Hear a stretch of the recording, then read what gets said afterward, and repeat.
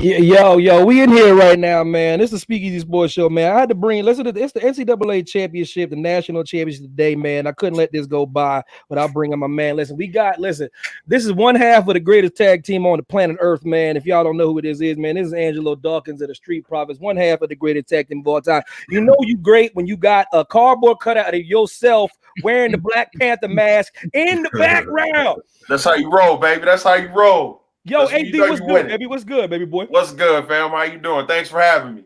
I'm well, man. Spike Reed, David H. Bloom, these fine gentlemen right here, my equal counterparts right here. They're in the building right now.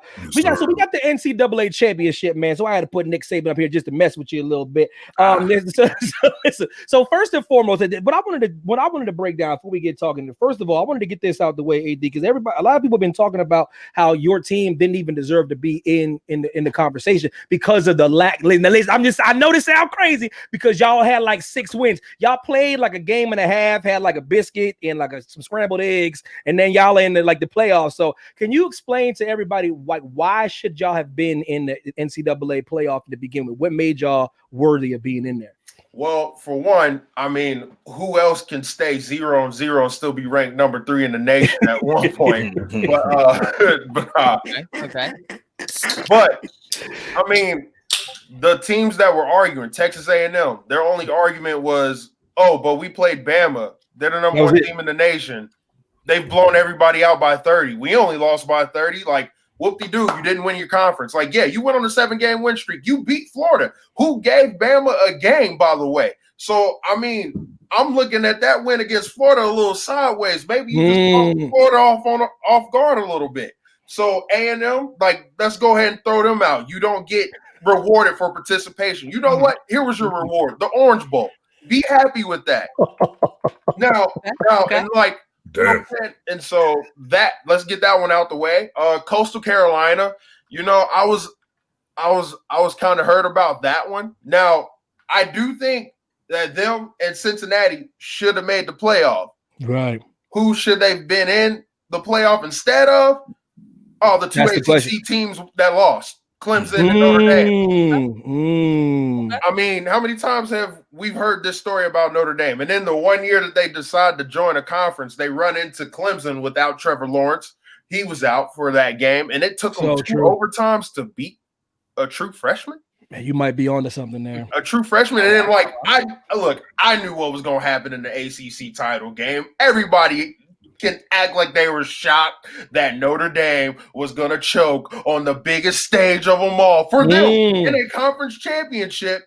And what did they do? They went out there and laid an egg. Trevor Lawrence said, oh, all right. And like the crazy part is Notre Dame was talking junk. They was talking all the smack. They were like, oh, they complaining because their players was hurt, but we going to be there. We going to see what they about. Well, guess what? They showed up. They showed what they was about. Y'all could not hang with them boys. It's hard to argue that. Like Art Borland said, yo, that dog is since he represent. Yeah, that is AD in the building. 5-1-3. Yeah, so it's interesting you what you're saying. I can't argue with anything you're saying, and that's the thing about Notre Dame. Y'all want to walk around with no conference and say we don't have a conference. So you guys constantly get overlooked because you don't go in. You don't play nobody. Exactly. And like a couple years ago, they made it to the playoff, and who'd they run into again? Big bad Trevor Lawrence. His true freshman year, they got smoked. They only put up 3. Smoke. So with that being said, David H. Bloom, do you agree with him? Y'all agree? Y'all agree with what my man's saying right now? Because they're in the put like this. It don't even matter. They're in the national championship. They're going against Alabama. Do they deserve to be in the national championship? I say yes. What say you? I never believed that Notre Dame was the real deal. No. I had high belief in Clemson. Trevor Lawrence, the way he's been playing, I know he's been out, but I've had a lot of belief in that Clemson team. Notre Dame never. That win against Clemson without Lawrence was a fluke. You're right. It took him to overtime. Ian Book is not nearly good enough to carry a team to the national championships like some of these other quarterbacks. And I mean, it's not just the quarterbacks. It's the run game, the defense, especially, and we'll get into a team like Bama when it comes to the run game, the defense. But I wasn't, and look, I'd seen Ohio State, and that championship game between them and Northwestern was close. For most of that game, that kind of made me go, is Northwestern going to take this one? They pulled it out eventually, and I'll tell you right now, and this is me admitting this, I was not sold on the Buckeyes until they absolutely demolished Clemson. Once I saw that, and once I said, hold on, so you're telling me this team, this guy that's going to go number 1 in the draft. Yo, Isaac, chill. We going to get to that. Chill. We going to Listen. Hey, Mac, I talked to Isaac earlier today. He said, tell Mac I got all the smoke for him today. I'm coming for Isaac. We're going to talk about it. AD, you a Bengals fan, right? Probably. Yeah, I am a Bengals fan. Okay, yeah, my man. We are going to address the shenanigans. We will. Fan, and he got a lot of smoke for Mac today. Okay.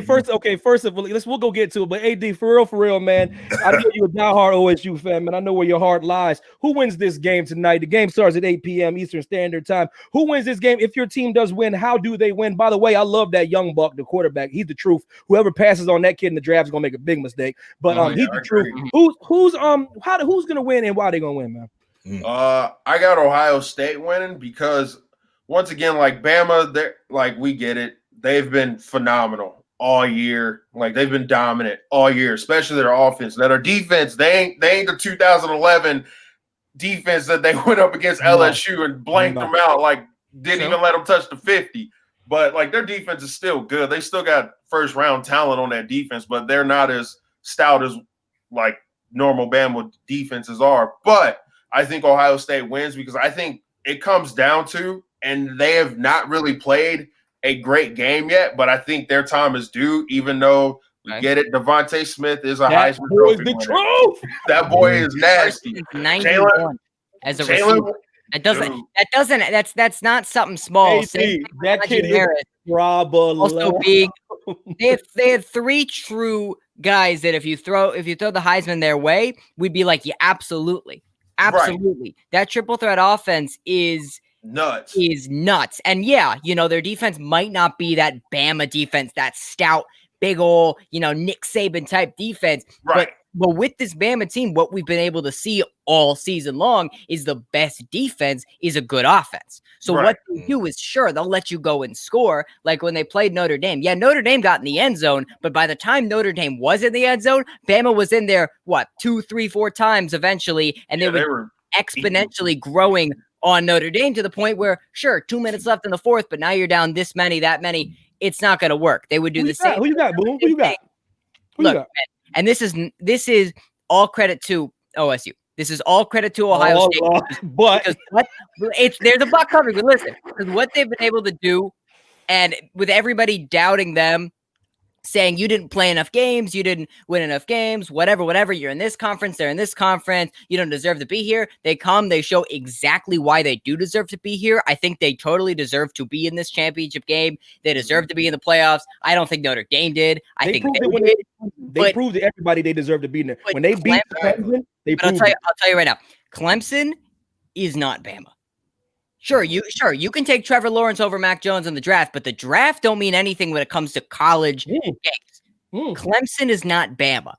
Alabama is and has perennially been besides for these, 1 year big old, Joe Burrow's LSU. You're a Bengals fan, quite well. Oh yeah, definitely. I just, especially with Devonta Smith and Harris. And even Mac Jones, but with that offense and how potent they are, and no matter what situation they're in, no matter what defense you throw at them, they can score. Just throw it up to Devonta. I guarantee you he'll have 2+ touchdowns. Same thing with Najee Harris.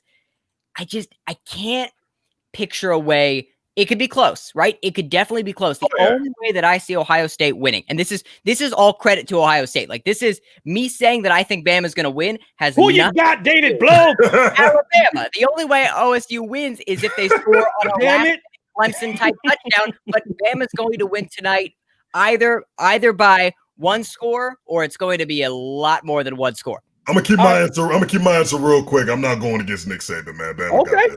I'll take mine real quick. Okay. I'm not betting Nick Saban, bro. You know what's interesting, man? I got the upset tonight, man. Not just because my boy AD's on. That Justin Fields kid, he is the truth, man.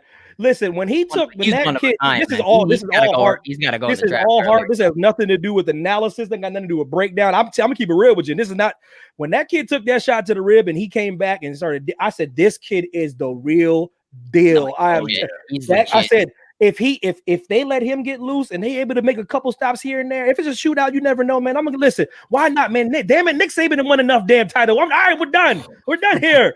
Damn. Can I get a Cinderella story? Can I get a team that no one said should be in the playoffs at all and win the national title? Can I get just everybody all the way mad? Can I get that, AD?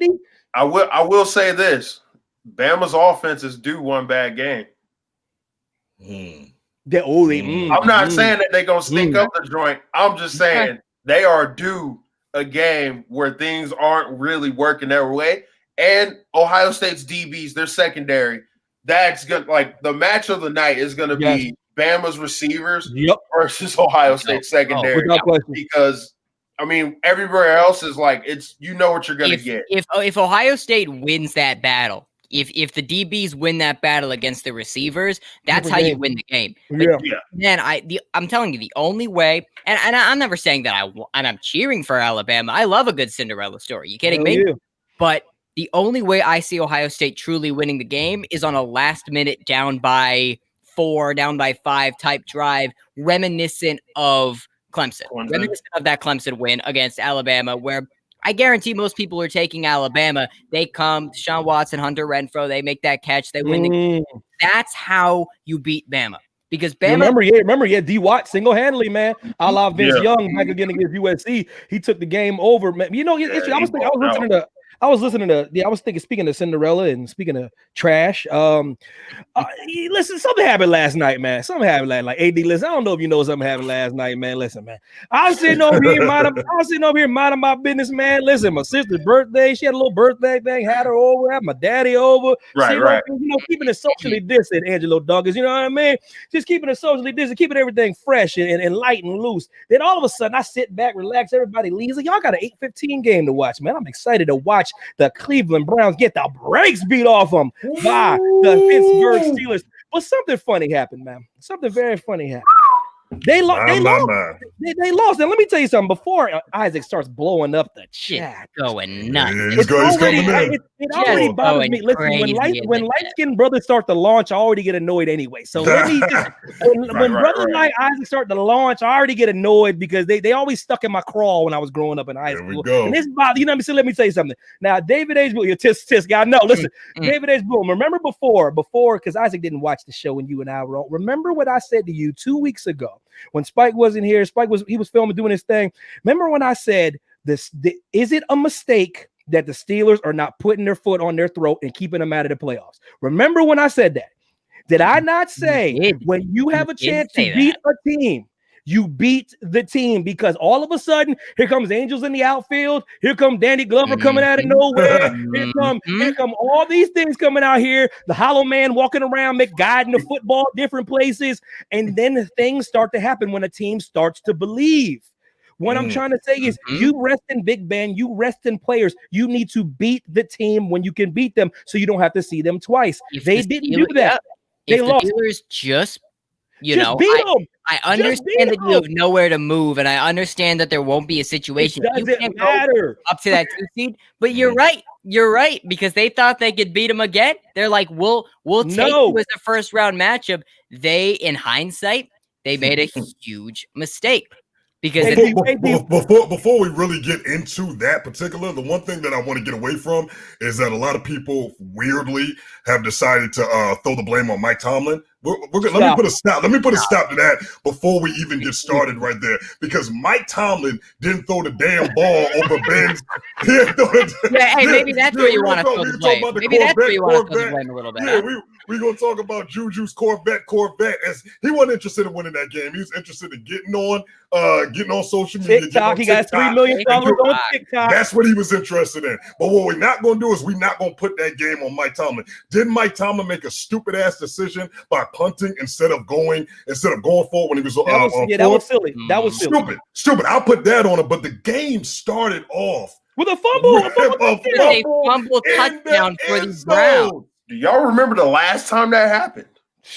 Super Bowl. Cam Newton? Super Bowl. No. Yep. When? Super Bowl. Yes. It was the Denver Broncos versus Against the Seattle Seattle Seahawks. Yep. Peyton Manning's Ball through first wall, snap right 43 right over his head. 43 to 8. I thought you was talking about when Ben didn't dive for the ball the same way that Cam didn't when he was in the Super Bowl. Oh, that was terrible. Oh, that was too. egregious. Okay, yeah, that was horrible. I'm Big sitting there, Ben did not dive at watching all. Ben didn't even attempt to He dive. didn't even attempt to. He didn't even attempt to. Disgusting. Listen. I'm letting the Browns live, Isaac. Hold on. Listen, I'm just trying to listen. Hold on. AD, go ahead, man. Would you? Okay. So first off, all right. I don't blame Tomlin at all. I don't think Tomlin should catch any blame whatsoever. But I know for a fact people have been wanting him kind of out from Pittsburgh for so long. And keep in mind, he's man, I couldn't tell you. He's never had a losing season. Who? Adam Gase probably. Go ahead and get Adam Gase. All these coaches being fired, sure, why not? It's I think that a guy like Tomlin that has been with your franchise for so long, that has only done good. I don't care if you don't win the Super Bowl this year. That doesn't mean never had a losing season, not once. Never had a losing season. And now you want him gone because you lost a playoff game. Well, you also lost a playoff game to that Saxonville Jaguars team. So come on now, that was a high-scoring game, and they just barely beat you. Okay, listen. Let me before I get too far down. Listen. Kudos to the Cleveland Browns. Kudos. Well done. Well done. Now listen, let me say something. Like I said, Isaac tried to. He has revisionist history. What I was the only one on here last week. Like, yo, they got a shot. I just kept saying they got a shot. And you're like, nah. Listen. 4 turnovers by Big Ben. I don't want to hear about he's the second most passing yards in playoff history. I ain't trying to hear that. I don't give a damn. I care. Anytime in any situation. 47 completions. Some guys don't even throw 47 passes in an entire game. And everybody be giving him props. People giving him props for throwing the ball. They can't run. They can't run.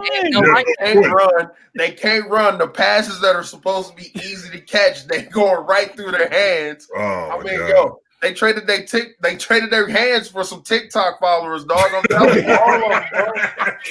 Yo, the crazy TikTok now. The craziest stat, though. The craziest stat that I heard. When Unc was on Undisputed, man, and Unc said the craziest stat I've ever heard was Juju ain't had a 100-yard game since AB left. I almost fell out the chair. That is very true until yesterday. That's crazy. Until yesterday. Did people have any idea how long AB wasn't playing football? Are you serious? It's been about 2 years, right? It's been at least 2 years. Genuinely 2 years since. Oh my God! It's because they start rolling that coverage your way. When they start rolling that coverage, they said, "All right, Juju, you got to be the number one now, bro." Welcome, my God. Supposed to be the number one, but once he got real DBs on him and not those secondary, them secondary guys, them slot corners. Listen, okay, yeah, Isaac sent you in the chat. Isaac, do you beat the Chiefs? And I don't want to hear no nonsense. Yes or no? Do you beat the Chiefs? Look, come on, guys. All Browns fans can be happy. They can be satisfied. They can be. Damn, you calling it already? Look, I'm just saying of this win. You're right. Isaac, you're right. It doesn't matter, man. This is enough for the Browns. No. Wait. It matters. It matters, but that definitely matters. That's my problem. That's my problem right there. It does matter. Don't give me this. We beat the Steelers and we good stuff. Stop. What? Come on now. Hold on. What? Angelo Dawkins? What? Look, I'm a Bengals fan. Okay, I'm not a Browns fan, but I'm thinking of Browns logic here. Yeah. Decades upon decades of frustration, you saw it let out yesterday. That's true. You saw it let out because Pittsburgh would just dominate them, would just eliminate each and every kind of hope they've ever had. And it was time. Pittsburgh was playing like crap the last half of the season. Without question. Started off 11-0, ended the season 4 losses out of their last 5. Exactly. Not great. It was right there. It was right on the platter. You seen it coming. Once Cleveland had that Monday night game. Yes. Against the Ravens. Yes. That's when stuff kind of started to turn. Even though Lamar Jackson went and had the cramps in the locker room and all that stuff, came back and threw a touchdown pass. That was when everybody was like, oh, snap, the Browns might be real. Yeah. The Browns started to pick up a little bit of steam. And yeah, they lost to the Jets, but let's keep in mind they had Drake out there running routes. So, but you know what's crazy? I also failed to mention this is all without OBJ too. That's the one thing that everybody forgets about. This is all without OBJ, so you can only take your hat off to the Browns for doing that. No, you have like, to. Listen, but keeping with that, Spike, though, keeping with that theme, though, Spike. Let's be real. Like, does the narrative change if they go into Arrowhead and win? Does the narrative all the way change? If they go into Arrowhead to the number one seeded, truly let me tell you something. One game. The Chiefs. They've been playing with. Listen, the Chiefs have been looking. Listen, they blow people out, but I'm telling you, I see a couple things with that team, and Patty doing. He does a couple things. I'm like, they're vulnerable. Couple of these tip balls that go their way, and sometimes, and I'm just saying, he hot dogs a lot. I'm telling you, man, a couple turnovers here, a couple turnovers there. He's vulnerable. The Chiefs have proven to be vulnerable, and the Saints, even though they did lose, but they win. They win though. Vulnerable, but they win. They win. Oh, yeah. They'll win. But the reason they didn't lose to that Saints team was because Drew Brees, his first game back. Isaac, I'm on your side, man. I'm trying to give the Browns their credit. I'm on your side. This is why I'm trying to give them their due, but Isaac's insufferable. Listen, look, if I say they're not going to beat the Kansas City Chiefs. That's not an insult. Y'all beat the Steelers. Great job. Listen, y'all had the top 5 pick for 75 years. You're expected to it's inevitable. It was inevitable. It was going to get good. Out for you. Yeah, you know what? I didn't. It only makes sense. And I eat my words now. I thought y'all would get trounced by the Steelers. You didn't. You played a hell of a game, and I was wrong. But Lord, it's not a hot take to say you're not going to beat the Kansas City Chiefs. They've had 97 first-round picks from here to 2000. They've had 97 first round picks. They took the approach to go trust the process. That was all they was doing. They said they're going to trust the process. Just because you draft poorly doesn't mean just because you wasted those picks don't mean y'all had them. Hey, trusting the process, man. At least Philly did it in like 6 years, bro. That's decades, man. They ain't doing too much, but they did. Okay. Hold on, AD. Speaking of that, though, man. D-Walk, what up? You know we're going to get into it later. D-Walk, what up, baby boy? You know we got smoke from Mac and David later, D-Walk. I'm sure you guys do. We'll talk about LaMelo Ball in a minute. Oh, yeah. We got that smoke. In a second. Listen, AD, what happened? It just happened. I said on the show, I said, he didn't talk to Jeffrey Lurie yet, so I don't know what's going to happen. He didn't talk to him yet. Well, he talked to Jeffrey Lurie. It didn't go well, and now Doug Peterson has been fired by the Philadelphia Eagles. Yes, amen. I say to you, AD, because I think it's more of a Howie Roseman thing. I think they should let go of the GM because general manager won't be bringing people in. Should Doug Peterson have been fired from the Philadelphia Eagles? If so, why? I don't think so. I don't. I really don't. Me either. This is the first time he hasn't made the playoffs. This is the first time he hasn't made the playoffs in what, 3-4 years? In 3 years ago, he won the Super Bowl. Yeah, he won a Super Bowl with the backup. Keep in mind, he won the Super Bowl with the backup. That's true. Then the year after that, not only that, he came back and almost pulled it off again. If the ball does not the interception in New Orleans. Yes. Yeah, don't remind me. I know. Don't remind me. Bro, I'm telling you, like he had them on the brink. They've just been manhandled by injuries. It's true, like, man. It is like, true. Last year, Carson Wentz was out there throwing to Greg Ward, who was a QB at Houston. Like they do not have a receiving core anymore. They don't.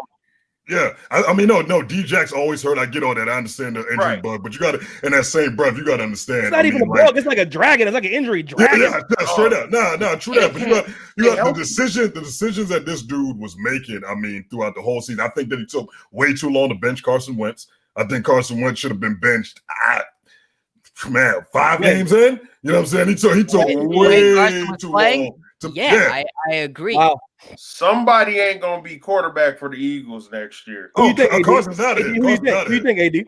Who you think? If you had to put your money on somebody, they're probably keeping Hurts. Yeah, he balled out. I mean, but I will say, in my opinion, now I would say this: better suited for the offense. Carson's pretty cool with the GM, right? Like they're like buddies like that. Mm-hmm. So I wouldn't be shocked if it's saying, you know what, Jalen.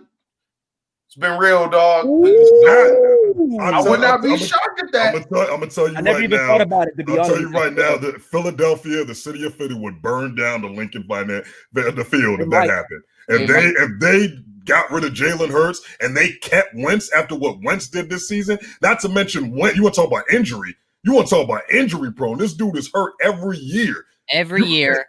They mortgage their future on this guy, but then they don't, because then they take Hurts in the draft. Here goes the irony, though. Here goes the irony. He wasn't hurt this year. Yeah, he was just trash. And he's still throwing more interceptions than anybody. So the crazy part is, I'm like, all right, like, okay, but then you have to look at it like this. Jalen Hurts was more fitted for this offense this year because of the injuries. Like, Carson Wentz ain't taking the ball and taking off for 20, 30 yards. Like, that's not his game. He's going to sit there. He's sitting in the pocket, trying to go through his progressions, trying to make the big play happen. Like, he's a huge risk taker. Like, he's a gunslinger. He's Jameis Winston-esque. So, AD, let me... That's not a great thing to be. I'll tell you that. 30 touchdowns, 30 interceptions for Jameis. You don't want to be Jameis Winston X. Carson Wentz reminds me a lot of Jameis because, he can have a great stat line. He's going to throw more interceptions than touchdowns in certain games, and then you'll lose. I think Jalen Hurts is better fitted for this offense. I think that firing Doug Peterson, to me, I don't believe that Doug's a bad coach. I believe that he no longer fits the culture that the Eagles are trying to create. And what kind of culture they try to create? What they trying to do? One that wins more than you trying to get to the dance again. That's what we trying to do. But this is the thing that bothers me, though. Lose the 9th pick to get to the 6th pick. That's exactly what I said last week, AD. Listen, the thing about it is, though, like, you can't keep. Listen, y'all ain't. They weren't at the dance for 50 years. We won. Y'all had the NFC Championship game with McNabb, and when my man T.O. was on the broke leg balling out. But what I'm trying to say is, Philly is not accustoed to being in championship, with all due respect. I mean, but we always solid though. We always solid though. Philly is for the most part solid though. You know what I mean? At the end of the day, winning record. Yeah, and I think there's nothing wrong with that, because you got to give fans something to hope for. But what I'm trying to say is, the most success y'all have had in a while is because of Dougie P. Okay, let me read y'all the stat line, Eddie. You was for sure. AD, you were saying that you would keep. You think that they're probably gonna keep Wentz, right? So I said I wouldn't be surprised. I wouldn't be surprised. Okay, so let me read off this stat line from Carson Wentz this season, right? Okay. Carson Wentz threw 16 touchdowns, 15 interceptions, 10 fumbles, and won 3 of 12 starts. All right, okay, hold on. All right, listen. You can't listen. I'm listening. Man, you know what? Go ahead, AD. Yo, that's Nathan Peterman-esque numbers right there. Listen, hold on, man. Listen, hold on for this slander, this Carson Wentz slander. Hold on. Okay, listen. I got smoke for Carson all day, man. How many of those had his full lineup, though? How many of those games did he have his full O-line help? That's what Big Worm said. Big Worm said his O-line was broken all year. And you are nothing without an offensive line. People don't understand this. With the great Tom Brady, man. With the great Tom Brady, this dude, and as much as people don't realize this, the stat that blew my mind. This dude throughout instead of last game, he's only been sacked with 22 times the whole season, or hit 22 times the whole season. His O-line is held up. You know what I mean? Like, and he's been picking people apart. Well, if you're always running for your life, man, you can't. Everyone's always like quick passes. You can't always do that though. You can't. Right, but the dude has one less pick than he has for touchdowns for the entire season. Listen, mark my words. Carson will rise again. Hey, man, rising. All I'm gonna say is this: like, I'm gonna give him the benefit of the doubt just because of how injuries played a part in that. Now, if he was doing this with the whole squad in there, he gotta go. He gotta go. Man. He just robbed y'all of over $100 million. He gotta go. As much as I don't like these stats at face value, it's hard for me, no matter what's going on, even if you don't have the greatest O-line, to justify one less interception than touchdowns when they're both in the double digits. I mean, when you're talking about 16 touchdowns and 15 interceptions, I understand not to take that at face value because David H. Bloom. But it's kind of hard to still hit receivers if they can't get separation. For real. Man. He's throwing to me. He's throwing to me out there, man. I'm old, man. When is 15 interceptions and 10 fumbles Carson's fault? When is this going to be on? No. That's that. Oh, okay, that's the fumbles. Hey, fumbles are a little bit different. Like you got to hold on to the rock. Like sometimes you ain't gonna see nobody on the blind side, but like lose the ball. Yeah, but some of those fumbles. 3 of 12 starts. 3 of 12 starts. He only won 3. He only won 3 of 12 starts. Hold on, listen, Carson, I got you, baby boy. Listen, Christopher Nolan about to make another movie. It's called Carson Wentz Rises. You know what I'm saying? Hey, when is it? That's gonna be his worst film yet. On Carson and not on. Well, he didn't have the O-line and he didn't have great receivers and they were blanketed. It's like, is it true? Is it true? But I come from the Philly era. I come from the Philly era of Mike Vick would never. That's all I'm gonna keep it at that. Mike Vick would never. We ain't have an O-line when we have Vick. Vick got on them feet. Carson, wait a minute. Vic got them feet. Carson got them feet, but he just wasn't trying to use it this year. Carson got them feet. No, he doesn't. Not like Vic. He doesn't. No, he doesn't. He doesn't. I got carried away. I got carried away. I'm not gonna lie. I got carried away. I wanted to make a comparison. I got carried away. My bad. Not like Mike. Hold on. Listen. I'm just saying. Listen, Carson. I used to be with that Carson train. So I was really like, wait a minute. He getting way too much hate. We gotta chill, man. Carson getting way too much hate. And also, I don't know if this is true. I don't know if this happened at all. But I feel like they just decided not to run the football. Period. At all. Period. They refused to hand the ball off because they felt like they didn't have the line. And even if Miles Sanders would break one off every now and then, normally he was getting like 40 to 60 yards a game without a touchdown, and that's not good enough. But the league, what happens is the league, they always forget, man. I don't care what anybody says. It's my argument about centers in the NBA. You always need a running back, just like you always need a center. I don't give a damn where you're trying to go or new era or yada, yada, yada. Teams that win the Super Bowl can run the football productively. I'm not talking about 10 yards a clip. I'm talking about when you can run 4.5 yards a clip, you will run yourself into the Super Bowl. As good as the Chiefs are throwing the ball, they're productive on the ground. They can run the ball. The Saints got Kamara. He's not too shabby, is he? He's running all over the place. If we look at all got the best running back duo in the league, bro. In the league. Think about this. Kareem Hunt should still be a Chief. Without question. Right. Because they knee-jerk react on a video, they definitely should have.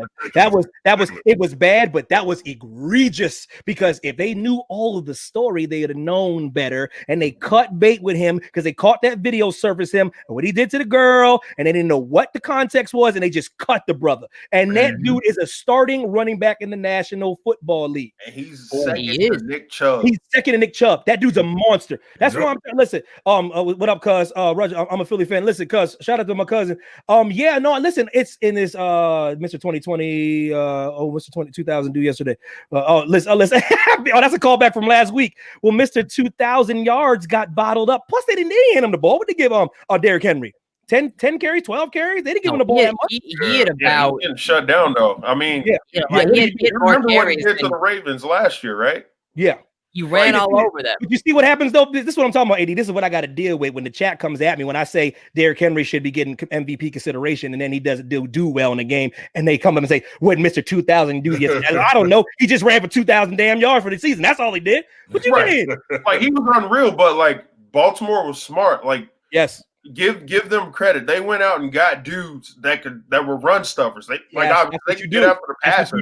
They went out and got Calais Campbell. They went out and got Garrett Wolf. Like, they got dudes that are run stuffers. Well said, brother. Well said. And like they're like, nah, because remember, Earl Thomas's last play on the football field was Derrick Henry stiff arming him and turning him into a lead blocker. Straight up. Y'all remember he went out of bounds. He had another 20 yards still left in that run of Earl Thomas being a lead blocker. Yo, it's crazy. All on his back, just running like, oh, yo, what up, man? How you doing?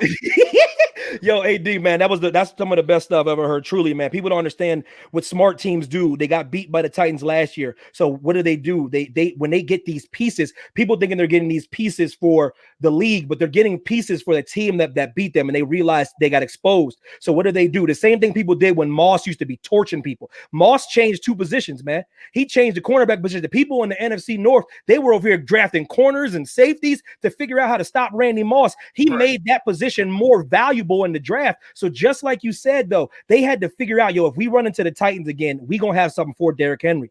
And look what happened, man. And they did. What happened, man. They devoted the game to stopping the run, letting Ryan Tannehill pass, and that last drive he throws a pick because he makes the bad decision because now he feels like I have to do this on my own, and he doesn't have that outlet of I have the best running back in the entire league. I can give it to him because you're right, Calais Campbell, Nathan Ngakoue, they say, hey, we got guys that can stop the run, and we're gonna focus our attention on stopping the run. They do. I know they only won the game by 7, but they held the Derrick Henry led Titans to 13 points. It's when you stop Derrick Henry, and stopping Derrick Henry can be anywhere from 40 to 100 yards without a touchdown. That's stopping Derrick Henry to me. I agree with that. You can do that. Like another thing. Then you can beat him. And they did. And another thing, Tannehill, like he's played unreal. Like he's been great. He's been really good because of Derrick Henry. But I will say this: that pass that Marcus Peters picked off. I don't know if y'all saw this. Oh yeah. Why would he go to that receiver and get AJ Brown? AJ Brown with his hand, with his hand up, saying pass the ball. AJ Brown had separation. AJ Brown's faster than the DB. That's what happens when they speed your mind up, when they speed the clock up in your head. When they put the pressure on Tannehill, because I actually like Tannehill. Tannehill to me his best year this year, and I think he played exceptionally well. He had the most touchdown passes he ever had this year, and he played well. But listen. Speaking of shocking things that I've witnessed, I thought nothing was going to be as shocking as people storming the Capitol and committing treason, and because back in the day that would have been high treason, and they all would have been executed. That's just neither here nor there. What I'm trying to say about that was shocking, and I was sitting back like, man, that might have been the most shocking thing I've ever seen in my 36 years on earth until LaMelo Ball, the youngest player to get a triple-double. Now, AD, let me give you a quick background story because this I'm already disgusted. But let me get a quick background. As I'm opening up the Google Doc, I see a little Spike Reed typing on. I see his little name was up, and I see him type LaMelo Ball's historic night. And I was like, oh, Lord, okay. So let me give you some context. Every single time we come on the show, AD, they talk about LaMelo Ball like he is the second coming, not of LeBron, but of Jesus Christ himself. So I say, yeah, that's the face I make. So he dropped a triple. Listen, Dylan Matthews all the way from Australia. He even just discussed it all the way in the land down under. LaMelo Ball is the youngest player to record a triple-double. He played well. AD, but before I let you go, I just want you to hear how ridiculous Spike Reed's about to sound. Will you take the floor, please? Spike Reed. I never thought that you'd ask. So let's check this out, man. So listen, the game right before this one, right? So let's build it up a little bit, right? So the game right before so AD, you just getting on there. So me and my guy D-Walk, we talk about in this chat all the time that LaMelo Ball, the reason why he has not been quote unquote performing when he first started this season is because of lack of playing time. He's a guard. He's on the team with Terry Rozier and Devontae Graham. Because of that, his time is limited because he's a guard. So I blame Michael Jordan for drafting a guard on a team that has 2 solid starting guards at the backcourt. But as soon as he gets time, man, LaMelo Ball starts cooking. The game before he made this historic evening, LaMelo Ball scored let me get this right here. 12 points, 10 rebounds, and 9 assists, cooking his brother, who Evan T. Mack religiously says is the best ball brother, by the way. But he cooked his brother, cooked the team, 1 assist short of a triple-double, right? So he looked at the stat line afterwards, and Melo sat there and he said, man, you know what? I cooked my brother. I made Evan T. Mack look foolish. I won the game. Damn, what else could I need to do? What do I need? And he said, all I need was 1 more assist. So he says, cool, I got you. The very next game, 22 points, 12 rebounds, 11 assists, and a W. Let me tell you something, man. LaMelo Ball, just for context for those of you that don't know, LaMelo Ball is leading the rookies right now. He is averaging 12 points, 6 rebounds, 5 assists off the bench. LaMelo Ball is not only Lord have mercy. the deal, he is the real deal. LaMelo Ball is so cold. I said from jump that LaMelo Ball is going to be Rookie of the Year. I stand by that. What Denzel said, I guarantee it. I guarantee it. I said he was going to be Rookie of the Year. That's 100% going to be the case. I told Mac that he was going to get 2 50-point games. Now I retracted that statement. You ready? You ready yet? I retracted it because I said when they said he wasn't going to start, when they did not start him, I said, okay, there's no way that could happen. We are now, we're not even 10 games in, and LaMelo Ball is already starting to cook. So I'm looking like Devontae Graham. He's about 10 to 11 games away from losing that starting spot. As soon as LaMelo comes in, I'll be right back on with my original statement. All I'm saying is me and D-Walk tried to tell him. We tried to tell LaMelo Ball is that dude. LaMelo Ball gang, stand up. Angelo Dawkins, what say you? Okay. All right. You know what? He gave you a lot to process. That was a ton. I mean, he basically told me that LaMelo Ball was like a real life my player off NBA 2K. Straight up. Pretty much. You got to earn his minutes. You got to play enough games and then they'll start you. You don't just have to start right away. Right. That's Jordan. That's Jordan's fault. But honestly, you know what?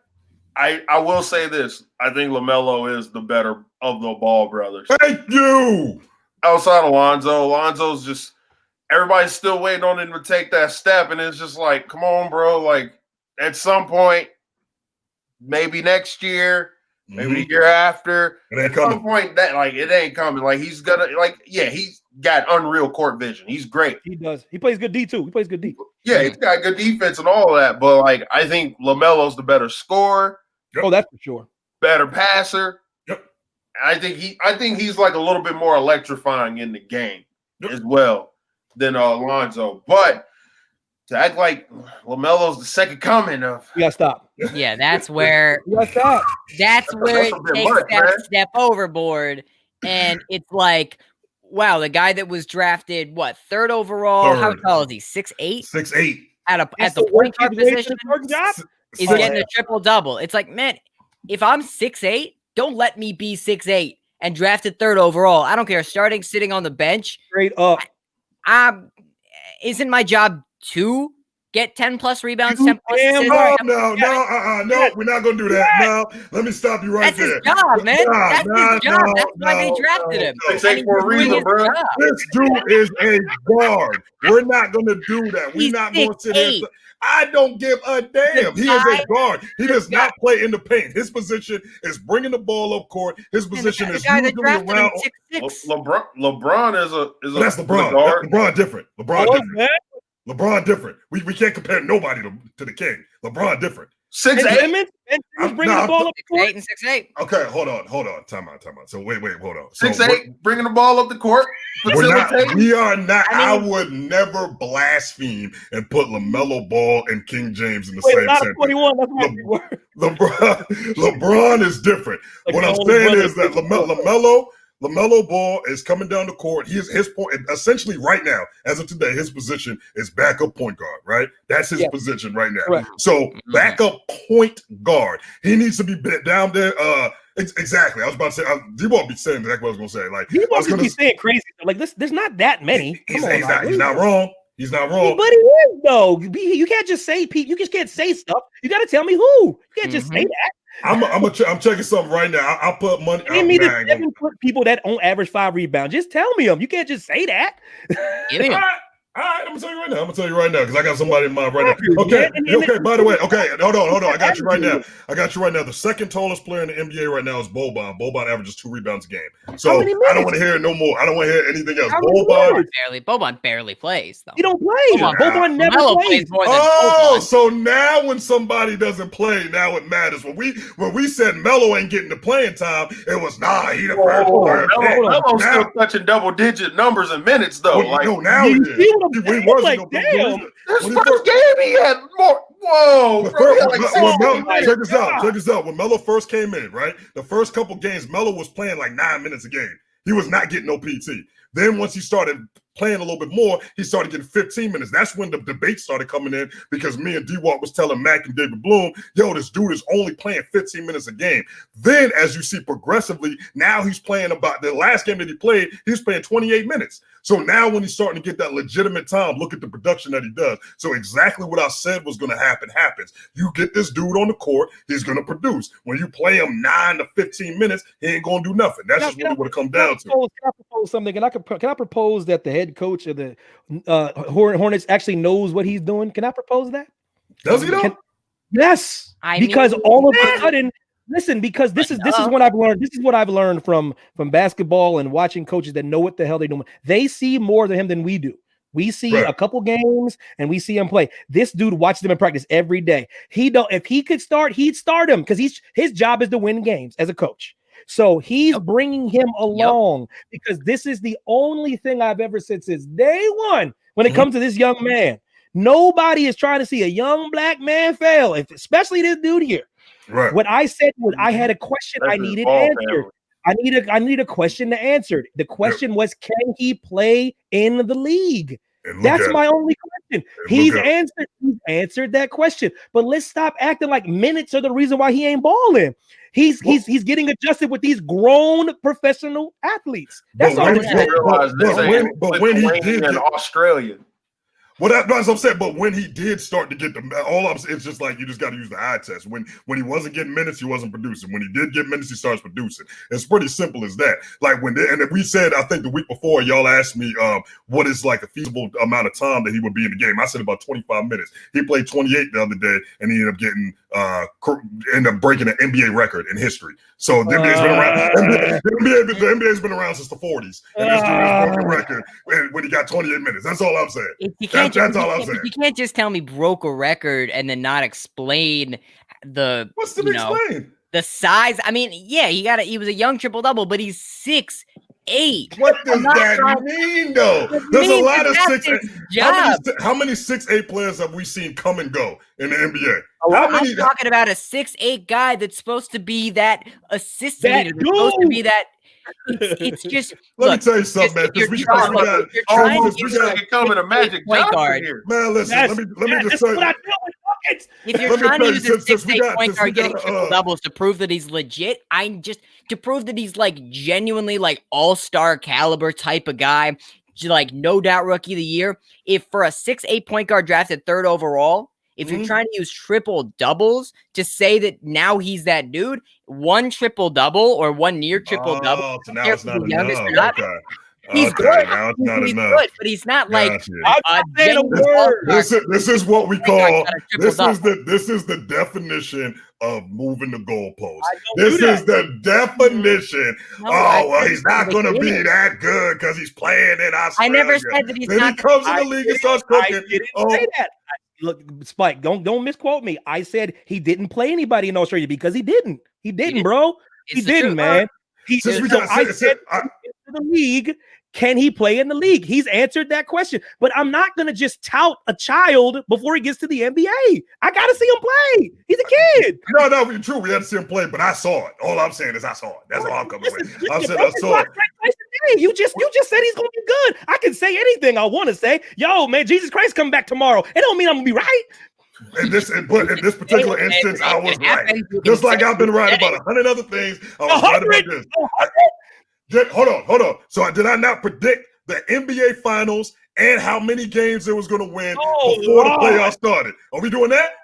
I give credit where credit's due. So yes. Okay, thank you. So all I'm saying is, hey, look, we got David. I want to respond to your statement of, he's the 3rd pick and he's 6'8", and so let me elaborate on that because I'm not saying elaborate. Let me just. I'm not saying that it's nothing. Let me just ask you this before you elaborate, since we got an Ohio brother in the chat. So we got do you remember? You're spewing bio. You remember? Since we talk about draft picks and guys that are tall and they're supposed to produce, right? Hey, do you remember a brother that was drafted to the Cleveland Cavaliers? His name was Anthony Bennett. You remember that guy? Yeah, I remember that guy. Anthony Bennett was a mistake. Boy came out balling in the preseason. Hey, Lonzo Ball was the Summer League MVP. So I say all that to say that we're not going to use, he's a high draft pick and he's 6'8" to determine how well he is supposed to do when Anthony Bennett was the number 1 pick and it's probably the biggest bust in the history of the game. So let me explain to you. The reason he didn't score for like 12 games. That dude is the biggest bust ever. He didn't score for like 12 games. But the reason why Anthony Bennett was a big bust is because he was picked so early. If he was picked like late in the second round, it wouldn't mean nothing. But look, man, that's how it works. Let me explain to you this LaMelo Ball take that I have. Yeah, I'm not telling you. Hey, well, I'm a good side of Will Stubbs, man. Player, and I'm not telling you that he can't play in the NBA. Yeah, because he can play in the NBA. Okay. I'm saying the way you're treating him, right? Mm-hmm. Like I can guarantee you, like you're feeling like all-star, you're feeling no doubt rookie of the year, you're feeling all NBA teams. Damn. Look. See, you saying yes to that? Yeah. I'll say it again. I'll say it again so everybody hears me clearly. Yes, absolutely. 100%. Yes to that. Yeah. Lets me continue. Okay.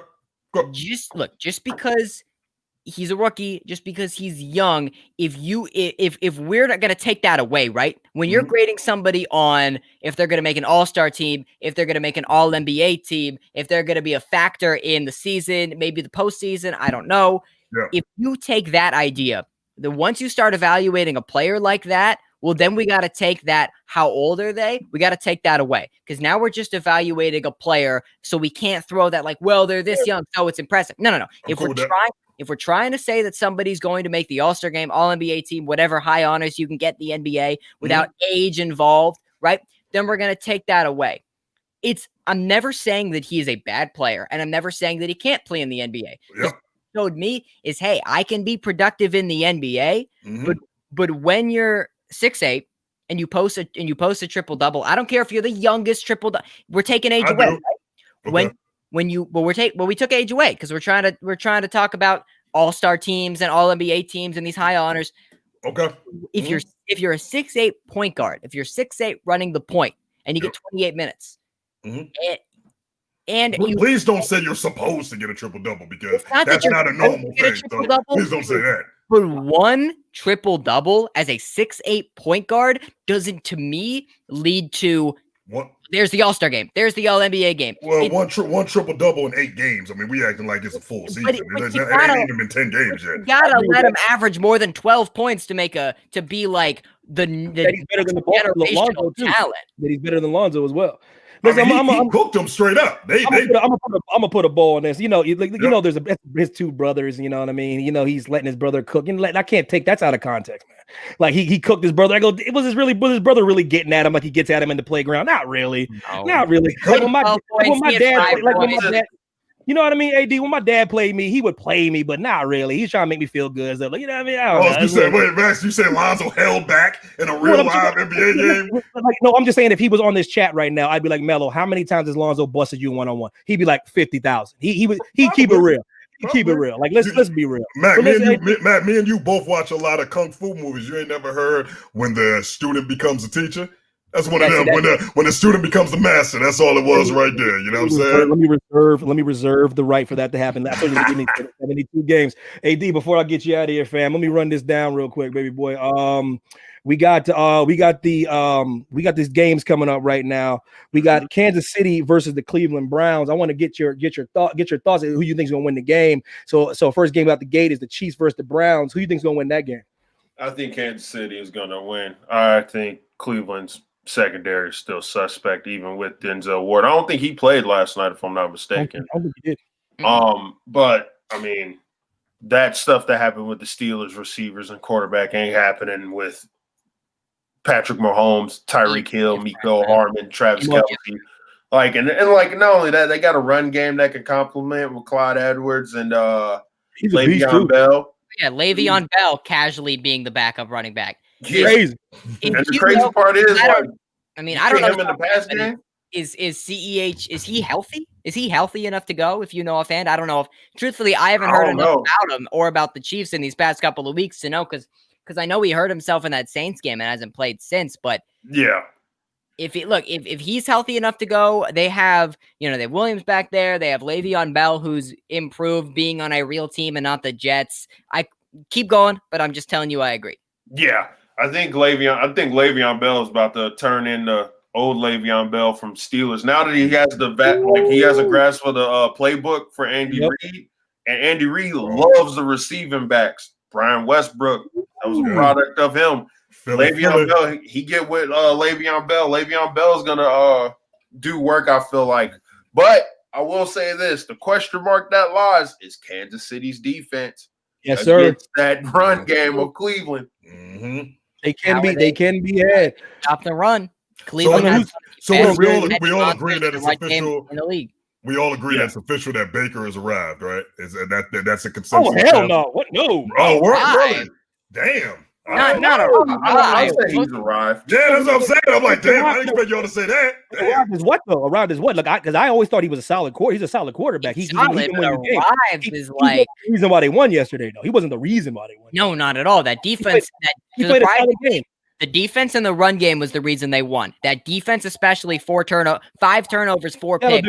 That's why they won. No, I like Baker. Though. Baker plays well. He plays well. As long as he doesn't turn the football over, he goes through his progressions, makes good passes, makes timely throws.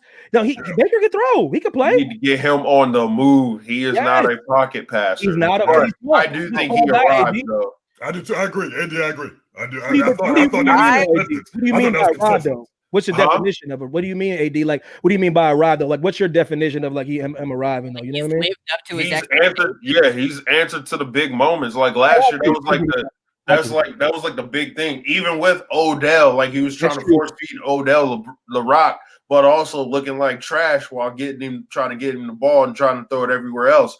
When he came in his rookie year and he ignited Cleveland for that little run, he was unreal. Like he was accurate. He was doing all this, and granted, nobody really had film on him in his rookie year, so like everybody knew what he was about. The next year, and everybody was like, "Oh, they're going to be this, they're going to be that, they're going to be Super Bowl contenders." They got smacked, they got humbled really quick, and then this year, you saw a little bit of ups and downs. And like I said, that Monday night game against the Ravens changed the game. That Monday night game against the Ravens was huge for a simple fact. Yeah, they didn't win. Well, they didn't get smacked. Losing that game was a product of their defense. Being close and almost winning that game was a product to me of mainly their receivers. And it's and their run game, but it's not anything against Baker. But when we talk about arrived, and I'm just using quarterbacks from, when I think of arrived, I think of a guy like Josh Allen.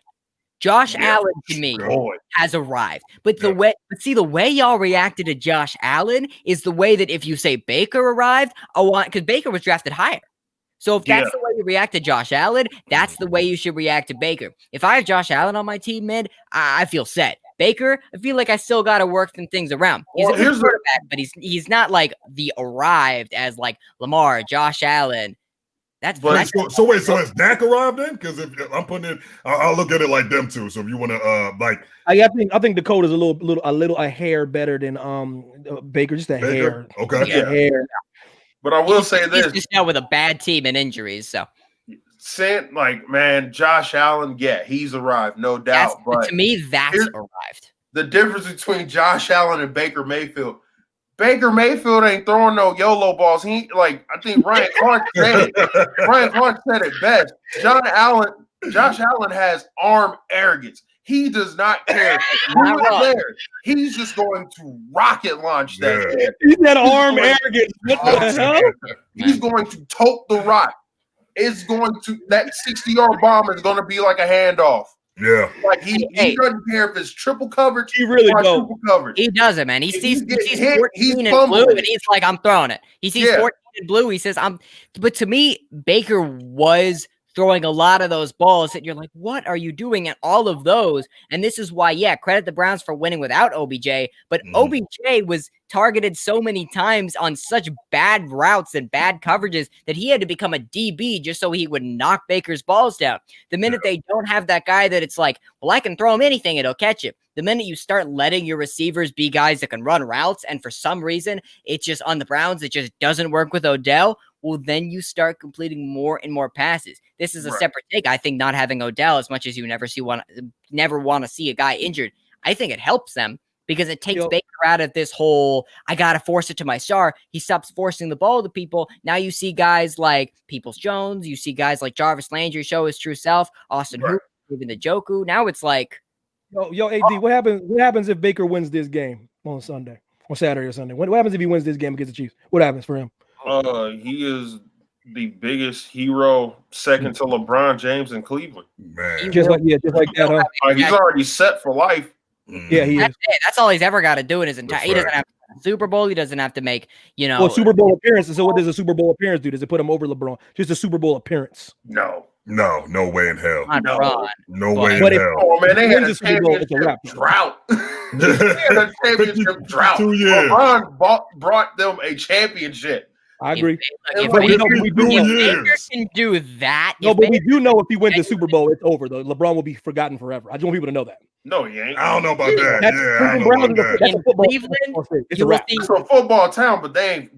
Man, It's Look, LeBron, man. LeBron James was the economy. Like, he was Yeah. the entire Oh, economy you of think he the it. left- LeBron James he on went- Earth? Yeah, he went to Miami. Nobody was talking about Cleveland. Okay, that's true. Right. nobody. That's And not right. y'all remember when he went back to Cleveland after Miami, bruh? Like it was, man. It was Elon Musk, almost, boy. man.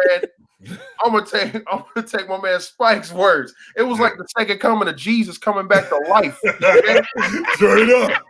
Straight up. Yo, listen. Okay, they hold on. So Yeah. you got that. You got the Chiefs winning Buffalo and Baltimore. You got Buffalo and Baltimore.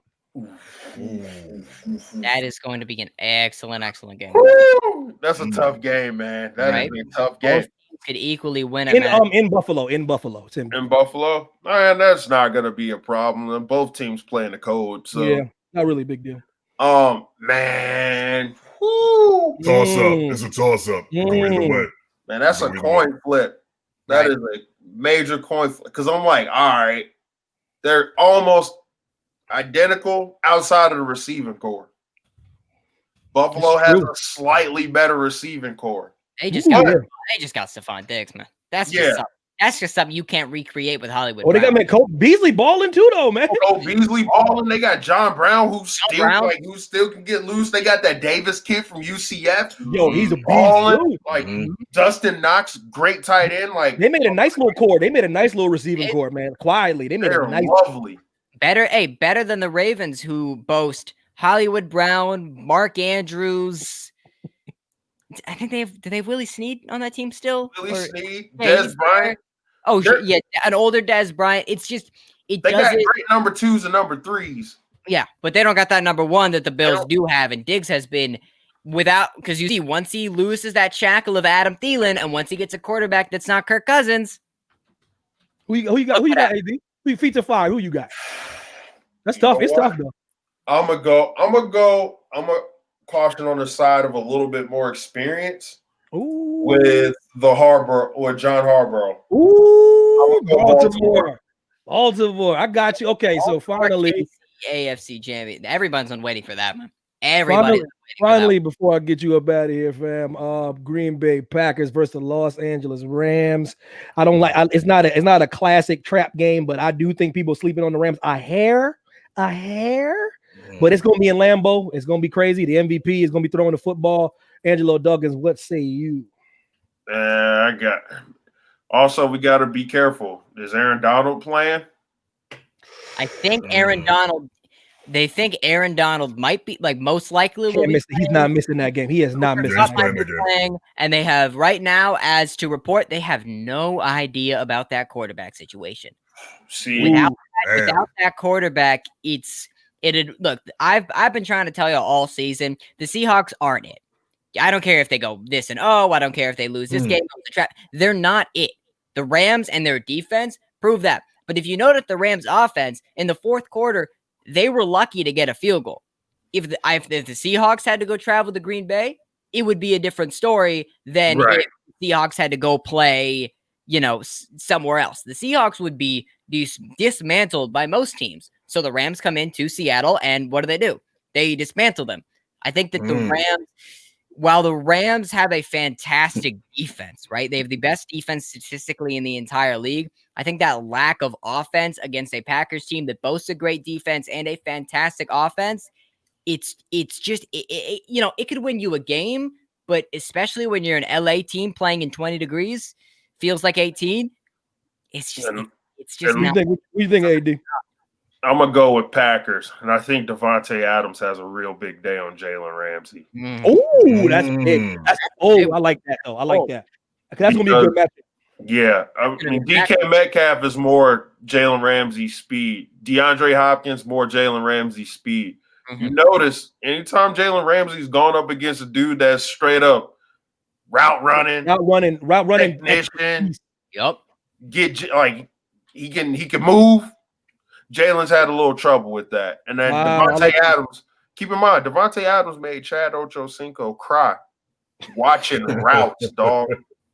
Watching his routes. This dude's footwork is nuts. It's unbelievable. Watching Jalen Rams, that matchup is going to be nuts. Yeah, when he sticks it, that's well put, man. When he puts his foot in the ground, man, you don't know where the hell he going.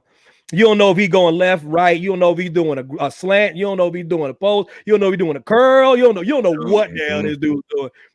You don't know, man. That's amazing, man. Like, yeah, so you got the Packers winning, you got the Baltimore Ravens winning, you got the Chiefs winning. These seems like pretty solid picks. I can't argue with that. But Angelo Dawkins, man, I appreciate you, brother. Oh man, thank you for having me. This was a lot of fun. Hey, I appreciate you. Enjoy the game, man. Yeah, man, before you go, if anybody that don't know you, man, could you put yourself over just a little bit, man? Let the world know a couple things, brother. Yo, you already know. Angelo Dawkins, one half of the Street Profits on SmackDown. Still kind of salty about our loss last Friday night. I ain't even want to talk about it, man. But yeah. My man lost the titles on Friday, boy. I'm tight. Yeah, I'm pissed. It's been really hard to like post stuff because I'm still pissed off about it. But I mean, it just makes it another opportunity to go to make it 2 times. So why not? Yes, sir. But I appreciate you, man. I'm about to follow you on the gram right now, brother. All right, for sure. I'll follow you back. Yo, AD, man, I appreciate you, man. Yo, enjoy the game, man. Hope y'all get this win, man. That's gonna be huge if y'all get this dub, man. Oh yeah, y'all gonna see me act a fool. If y'all follow me, y'all gonna see me act a fool. Y'all thought Clemson was bad. Yo, Spike, when you see his Instagram, yo, he shows out. He will show out. And I didn't even tell you this, Spike. You want to talk about somebody like LeBron? My man's over here. Oh, I knew I messed with you already, brother. Yeah, that's right. Yo, Angelo Duggan, who's the greatest basketball player you ever seen in your life? Is that a trick question? Come on now. Talk to me. 6'9". 265. Born and raised in Akron, Ohio. Come on now. LeBron James. Come on now. LBJ. The chosen one. Come on now. The king. Come on, pass that collection around. The one that they anointed with court vision. Wow. You seen the commercial with Bernie Mac on there? This is a very first commercial. And the chosen one asked the soul of the game for court vision, and it was granted to him. Can I get a layup? The chosen one didn't ask for hops. Didn't ask for handles. Come on. Come on, man. You preaching out here. He asked for the pass the rock. He wanted to ask for the team. Damn, AD said, man, LeBron James started in Seoul. It wasn't Jamie Foxx. It was LeBron. Bam. Straight up. Yo, arguments here, brother. I appreciate you, baby boy. Yes, sir. Oh, man, thanks for having me. Y'all take it easy. Peace, brother. Yes, sir. That's right, man. We got another Braun fan in here. David Bloom, you getting outnumbered in here. Y'all bringing every single. You getting outnumbered. Listen, I'm not gonna let this become a just the Braun appreciation show, man. This joint was just a crazy. That was a crazy random coincidence, man. I had no idea that Angelo Duggan was such a LeBron James. You brought in the guy from Ohio. What are you gonna do? Denounce Braun? I don't care if he's which part of Ohio he's from, man. LeBron's from Ohio. But he's from the camp. But he's from the same camp that I'm from. He's from the same camp that just realized he was a Jordan guy. He woke up. He woke up one day and it happens for different people at different times. Maybe one day, David Bloom, maybe you'll be 80 years old. It's different. It happens. I would hope by the time that I'm that old, if you're telling me the game's improving and improving, somebody comes out that we're just like, there will never be anybody else like this guy ever in the history. Michael Jordan. Yeah, that's it. The king. There ain't gonna be another king. We already found it. What I'm trying to say is I don't know when it's gonna hit you because, like I said, it hits different people from different times. It hit me. Like crazy enough, it hit me actually the day he did the decision. That's when I fell in love with LeBron. Like I always thought he was a great player, but when I said he was the best ever is when he made the decision to leave that city. That showed me something. That showed me that he is gonna do what the hell he wants to do. Yep. And he don't care who says anything. I was changed everything. He changed the game. I said, wait a minute. I think this might be the best player I've ever seen. Just because, and then you know what? Lo and behold, I was right. But like I said, it happens different times for different people. Big Worm, you shut yours. These Jordan cats, man. These Jordan stands is something else. It's something special. Oh, yeah, so we got that going. I see something else on the rundown. I think somebody put he's not getting their game postponed, and Joel Embiid's cryptic tweet about Adam Silver afterwards. What say you? So for those of you who don't know, that the Sixers were bit with the coronavirus bug, I believe is what it was. They were. And they had 7 players active. You need to have at least 8, and they had to activate a injured player to come play a game. But the day before, I believe it was I want to say it was the Rockets game. One of the games before was actually postponed. But the Sixers did not get their games postponed. This is now the second time since last season, and Joel Embiid had a major issue with Adam Silver. And so what he decided to do was tweet that they hate the process. And he basically let it be known that y'all don't want us to win. Y'all got a problem with the Sixers. He knows Adam Silver's the commissioner of the NBA, right? Yeah. Like the guy he knows that's not the owner or the GM. He knows that's the commissioner of the NBA, right? Of the NBA. Yeah. I don't. He's aware of that. Okay, I'm just checking. Yeah, Joel Embiid, he's playing with fire with that one. But however, I mean, I do think that he does have a point. He does kind of have a point. I think that's kind of weird that out of all the games being postponed, that one would not, when you don't even have enough players to play a game. I mean, you do, but like not really. Really. You got to add in players. So I thought that was kind of odd that Adam Silver would continue to allow them to play that game. I think that I saw a report that came out today that there was a consideration that the NBA takes 7 to 14 days off because of the spike of the coronavirus cases. I did hear about that. They're meeting tomorrow to discuss that. Yeah, and so it's kind of crazy that knowing this, you have that in your mind that there's a potential that we could stop the season for 2 weeks, but you still make the Sixers play. I think that's kind of weird. I mean, I think Joel's stupid for tweeting that out, but I do think that is kind of interesting that they would do that. But my one thing about that is you got to be careful with this kind of stuff. So because now you're starting to imply stuff because coronavirus has killed 350,000 people in America. Mm-hmm. So now you're starting to imply that Adam Silver, the same guy that within 2 seconds got Donald Sterling out of the NBA. That kind of commissioner that moves like that. You tell me he's trying to put you guys in harm's way because he has an out for you. That's just it's just a little silly, man. Because I get it. Just because things don't look good optically doesn't mean, man. Adam Silver, man, he's the closest thing to David Stern I've ever seen already. Yeah. The second that audio got released from Sterling, he came on that podium and was like, "It's a wrap." Oh, it's gone. Yep. It's hard to. He didn't say that. He goes, I don't care who does the voting. I don't care the process. I don't care what it is. He goes, he will not be an owner in the NBA team. That was his first major move. That was his first move. That's his first move. It's common in a lot of sports. I get what Embiid's saying, though. I get what he's saying. Yeah, but it's common in a lot of sports, and this is my thing on Adam Silver, to be against the GM, right? In football, a lot of people always get mad at Goodell. Manfred in baseball, they always get mad at him. But with a guy like Silver, you don't see NBA fans and basketball fans coming at Adam Silver like you do other sports fans coming at their because they're not silly. When the players raise the question about the social injustice, it's true, man.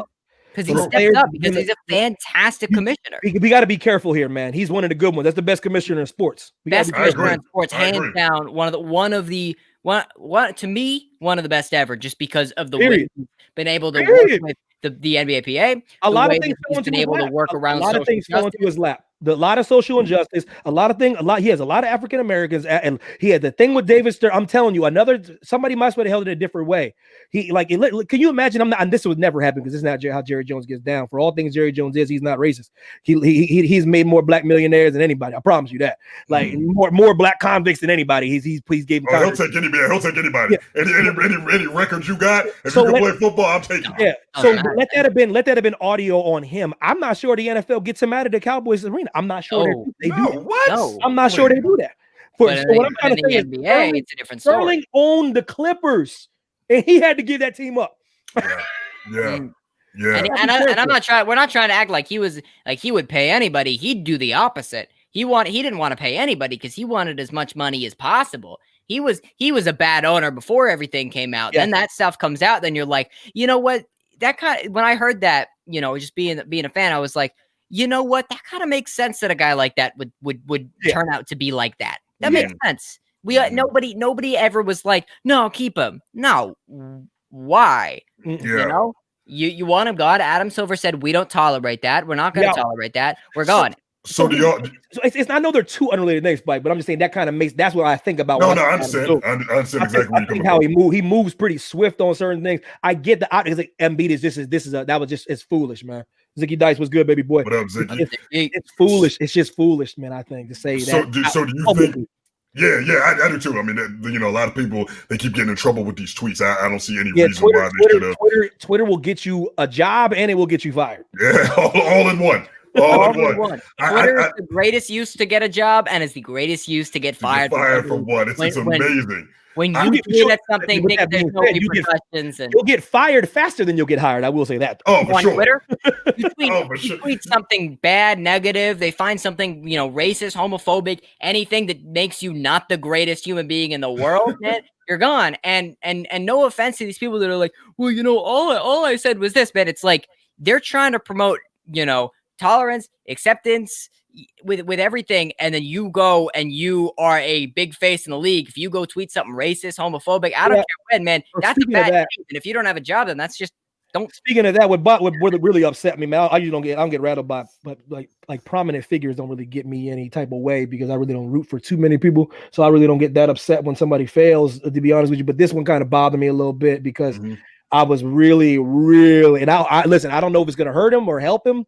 I'm not helping, but I don't know if it's going to hurt him at all, and I don't know if he's going to recover from this. But I was like, man, the young buck who's probably won the starting job of Washington with his performance in Tampa Bay. He clearly should have been the starter the whole year. The way he played the game, he was a backup quarterback for the XFL, and then and I'm looked at his Twitter. He only had like 1,000 followers, like 1,700 followers before he started that game in Washington against the Tampa Bay Buccaneers. I was like, I almost thought I was on the wrong Twitter because he had like no followers, and as soon as he played well, people dug in his Twitter and they found out all this Make America Great stuff, all this Breonna Taylor stuff, all this George Floyd stuff, all this pro-Trump stuff. Now this is my thing. Here goes my thing with that kind of stuff. Now, I can't feel bad for this dude because why put this on Twitter, bro? Especially on Twitter, I'm rooting for you when all these brothers, especially all these brothers on the field, are rooting for you, man. You know what the real problem is, and this is I agree with you 100% because it's one thing. The one thing I don't agree with when people be going and people's Twitters and getting them out of the paint is when you find something from like 5, 6, 7, 8, 9, 10 years ago because like the Kevin Hart stuff for the Oscars. Yeah, at the time, you got to understand something. At the time, that was the climate on Twitter. On Twitter, the era was say the most wildest, disrespectful, absurd, offensive stuff. That's how it was at the time. So if you find something at the time and then you be pulling it up and acting as if people can't change their behavior over a course of 6 to 10 years, then that's just foolish. But when you talk different, man. But when you talk about Breonna Taylor and all that was like 7 months ago. That's recent. Breonna Taylor, all that MAGA stuff. No, man. I said no. I said when I heard what it was, I said blah, blah, blah, blah. I said tweets about blah, blah, blah. I said, they're probably back when he was like a young buck. I said Breonna Taylor. Oh my God. You didn't know about Breonna Taylor 10 years ago. Don't act like you did. You couldn't. You can only be so sad for guys like that in that situation. I mean, like me personally, I tell people all the time, I'm like, look, man, if you either do one of two things. You either have your Twitter scrub clean or you don't have Twitter at all if you're a celebrity, because it hurts more than it helps at this juncture. And especially if you're an athlete. The thing that's kind of funny is when they start pulling old tweets from athletes before they got on. They had some tweets where Dame Lillard was in high school and he was talking crazy about LeBron. And then he ends up like being friends with him. They're just lucky that LeBron is like a forgiving person and he understands, like, I mean, whatever is at that time. But it's unfortunate that affects some players in that way. You know what I'm saying? You got to do better. But it's so different, man. And Heineke was just, I mean, the way you watch that game, like if you're just watching it from a football perspective, all you see is, man, this guy that's been slept on comes in, plays a fantastic game. Obviously, Washington surprisingly did great with their offense. They just didn't have it with their defense. But you're like, you know, great for him. And he's kind of this like little success story. But hearing about this stuff, it's just like, you can only feel bad to a certain point, because he said this recently, and it's like, well, that's just, how do I support you then, right? How do I support you? And how do I be your fan? And how do I root for you to have that starting job and this and that when you're this person? Yeah. Right? When you're I was disappointed. I don't get disappointed too often, man. I disappointed me because that kid, I'm telling you, that kid, he proved he should be your starter. That Tampa Bay team. Now listen, of course you have the, you know, film gets out on you and they see your tendencies, what you like to do, what you don't like to do. But going in cold, being a practice player, and then being a second string on the XFL team, to come out and literally a couple stops here and there, they could have beat the Tampa Bay Bucks. They could have beat Tom Brady and the Tampa Bay Bucks. The one thing I will say is I've been all over the news, man, and no one's really popping about it. It wasn't on it wasn't on First Things First. I didn't see it on First Take. I can't find it on ESPN. I can't find it on NFL.com. I can't find it. Yeah, I didn't even see. Now, was the tweets worse than was this another Nick Bosa situation? I'm looking this one tweet right here. Rudy gets transferred Brady all night. Just find another glaring and obvious problem is how people can't have civil, educated conversations anymore without being privileged and ignorant. Beautiful thing about this country is you can have differing of viewpoints, and it shouldn't have to be like this. I'm sure I share a lot of the same. It's and then see, I'm telling you, I think this is why I'm looking at it now. Our country is free, beautiful, and very successful. If you hate our country or you're not happy here, you can leave. Oh, and it says someone circled that he liked that tweet. Oh wow! Okay. You see what I'm saying? We're getting. I'm trying to find the egregious stuff. I'm trying. No, but that's that gateway. Yeah, we know like that's one of those. That's one of those. We know. Yeah, we know what you're saying. We know. You know what you're trying to say. We understand it. That's why you have to be careful, man. That's Nick Bosa-esque. That's that MAGA Nick Bosa-esque thing, you know what I'm saying? And I guess, and what's even worse is, as you touched to earlier today, Mac, about the storm in the Capitol. Now's a very bad time to be, you know, listen, if you MAGA, hey, do you? But now's a bad time to be an athlete speaking highly about MAGA. No, man, it's not a great look right now. Yeah, it's not a great look right now. Considering this a terrorist organization, I'd be careful. Yeah, not this week. This ain't the time. This ain't the time to be. This ain't the time to go. And I want to. Yeah, I know we talk sports, but I do want to talk about the magnitude of those shenanigans. Do y'all know? Do y'all know to America? A lot of people don't know this because, you know, history is my favorite subject.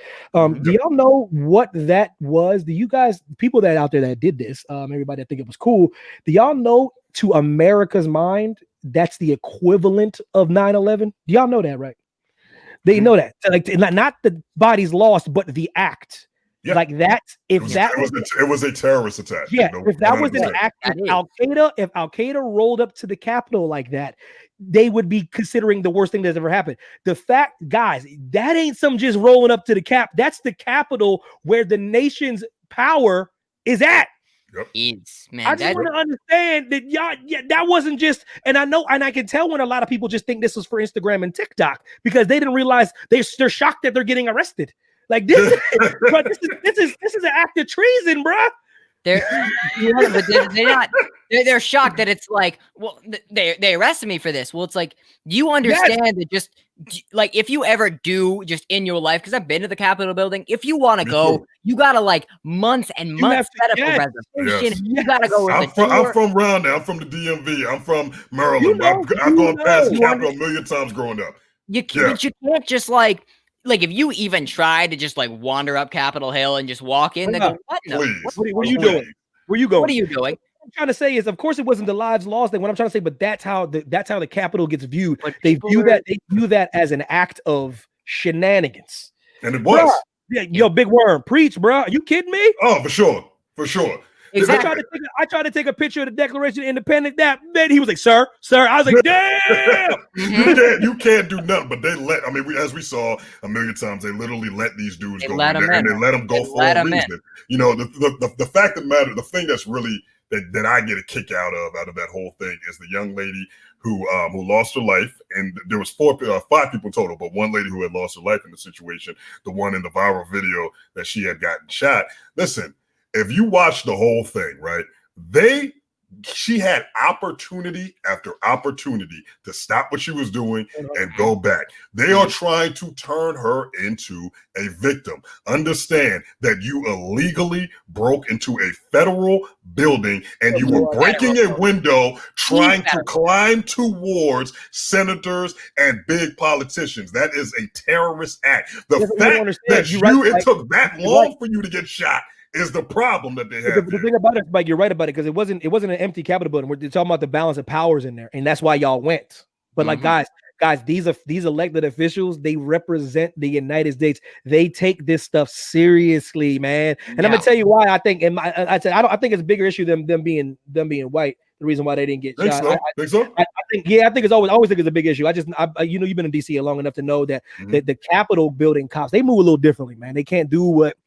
They can't be. They're a little better trained. They're a little more highly trained. There's a little more of an eye on them. They got to be told a couple different things. And I'm gonna tell you what, keep it real with you. I don't think they thought it was gonna get that far. I'm telling you. Oh, you talking about the police that was inside? I think the police inside. The reason why there was a lack of cops there, I thought they probably because it's so crazy. I was down in DC randomly trying to shoot something, and I didn't know what day. We picked the wrong day. It was the day where they were trying to just It was like a couple days after the election. And they were down, and I didn't know there was a huge rally, and there was hundreds of thousands of people down there. It felt like, and they were all around, like saying Trump won the election. And my thing about it is, and I was watching the cops, and the cops, this is why, because I'm telling you, it reminded them of this. No one was doing anything. They were just cheering and making noise and stuff like that. But I'm telling you, I think they did not think they was going to roll up in that Capitol. I'm telling you, they didn't think they were going to do it. They were like, oh, they just making a lot of noise. But when they started making moves, they're like, we're outnumbered. I was like, oh, y'all didn't think they was gonna do that. I had a feeling for a while, bro, it was gonna get crazy. And it's one of those things where I think, listen, whether it's a race thing, I don't care. Listen, all I know is every time I look on my phone, somebody getting arrested. Every time I look at my phone, I seen the dopest video I ever seen in my life was that dude getting cut off the no-fly list. That was the greatest thing I've ever seen. I loved it. And they sitting there crying about it. And I definitely think, I mean, you know, of course, and since we're a sports talk show, we talk about all the athletes that had spoke on the issue, and every single one of the athletes has echoed the same sentiment that had those have been black folk. We all know what it is. I mean, I don't need to repeat what's obvious. Had that have been black folk, we'd have been laid out. Everyone knows that. But the fact of the matter is that the most concerning part for me is, and, you know, Mac, I'm sure you've run into this often, you know, both of us being big black men, we've had our own run-in with the police for absolutely nothing, you know, just speaking from experience. Every time I get pulled over, I have my hands out the window, I get pulled over, got to lay on my stomach, they got to do everything knowing, you know, I ain't do nothing, but, you know, that's pretty regular. So I know how we get treated when it comes to anything that got to do with police for doing nothing. So when you're running into a Capitol building, literally committing a terrorist act, police open the gates, let you in, police are sitting there taking selfies with you. That tells me that there was one order to stand down, because when there was multiple times I'm like, listen, when they had cornered that black cop and they was chasing them back up, I saw that video the first time and I said, oh, he must not have a gun on him because he's letting everyone just kind of walk up on him. I kind of look forward, I'm like, oh, he does got a gun. That means he got instructions from up top to just let him go in, let them handle their business, let them do that. That would have never happened with us. That would have never happened with anybody other than them. And so what that means to me is, I'm glad. That's why I think definitely was 100% a race issue. But I also think that the only good that came out of it for me, and this is what I think D'Angelo Russell had echoed this sentiment. The only good thing that came out of it to me is that now people can no longer deny that there is a difference between how black folk and white folk are treated. Now we've seen it in a million videos, and you just hear these stupid excuses of, well, if they complied, if they didn't did this, if they did that, this what people just be willingly disingenuous about the situations. But this is the first time that it is literally impossible for you to say, oh, black folk and white folk get treated differently by the police or authority. It is impossible. So that's a good thing that came out about that day for me personally. People will be fat, and people that's like support this stuff and just, people on that side will be, and I've met a lot of these people that'll be faster to justify whatever happened, whatever they thought they were doing, storming into the Capitol, than admitting that there is systemic racism in this country. Like, you will ask a lot of people, and this is, to me, it's sad to see people say this, but you'll ask it. It's like, is this country racist, man? Is there true systemic racism in this country? And they go, no. What? No. Why would we love everybody? Why would we be racist? That's silly though. And then I'm more of a glass half full guy when it comes to racism, because I've seen it all a lot. One thing I do know is I've encountered a whole lot of black people that talk a lot, but they really haven't really experienced it. They want to be a part of that. They actually want to have the story that they experienced a lot of it. But I'm telling you, man, I got some stories, boy. Oh, for sure. Bruh, but so I know a lot of people kind of clout chasing, but a lot of people have lived a charmed life as well. So I've seen both sides. I've seen people that make up stuff. I've seen people that has experienced stuff. I've seen stuff. I've been a part of stuff. I've been around stuff. So I'm a glass half full guy when it comes to where it is. But make no mistake, there's racism in America. It's ridiculous. Oh, absolutely. There is. I've been in the middle of Germany. I've been in the middle of Berlin, what used to be the capital of a very, very, very naughty group back in the day. Not a great one. Very naughty organization. I think I know who you're talking about. I got an idea. I've been in the middle of Berlin. That was the capital, and I've never been met with more racism than I have in my own country. So he's speaking from a guy that's been in the heart of where things are they still got camps there, still got parties there.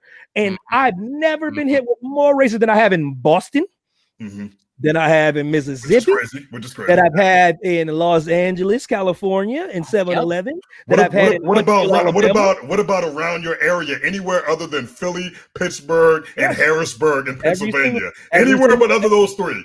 Without question. And that's so like I said, I grew up with this, so I have a little bit of different radar for it. But I've met a few people that I'm like, what's your story? Tell me your story, because I don't know if I believe you. What's your story? What happened? That one guy was mean to you? That guy didn't give you the job? Nah, I'm not trying to hear that, because I need something better than that. I need you to give me a specific story where you were met with some vitriol, because I've seen some I tell you. I remember I was in 7-Eleven in Los Angeles one time, man. I was talking, man, yo, can I use the restroom? The guy said, no, you can't use the restroom. I go, what? Cop wasn't even involved in the conversation. Yeah, he said you can't use the restroom. Get the hell out of here. I said, what? That's what I said to him. He was like, yeah, you can't use the restroom. I said my exact words. I said, you work at 7-Eleven?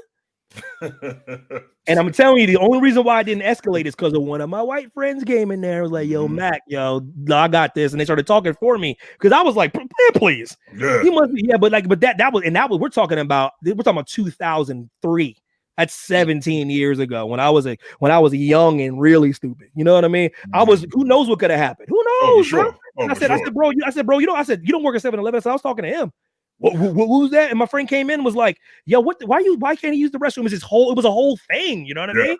And I'm like, damn, I asked to use the bathroom. If that ain't racism. Yeah, I mean, I would be here all day running the amount of times that I've experienced, just racism at my, to my face. But the thing is, one of the most disrespectful things that was in our bowl, and I agree with you. I would love if it did. It won't, but I would love it. One of the most disrespectful things of that whole thing that happened when they stormed the Capitol was when that young lady who got shot, who was committing a federal crime and tried to jump through the window, and she ended up getting killed by her own doing. She actually came from California, so she got on a flight, had hours, days, a whole lot of time to think about her decision. Well, maybe I shouldn't, go commit a federal crime.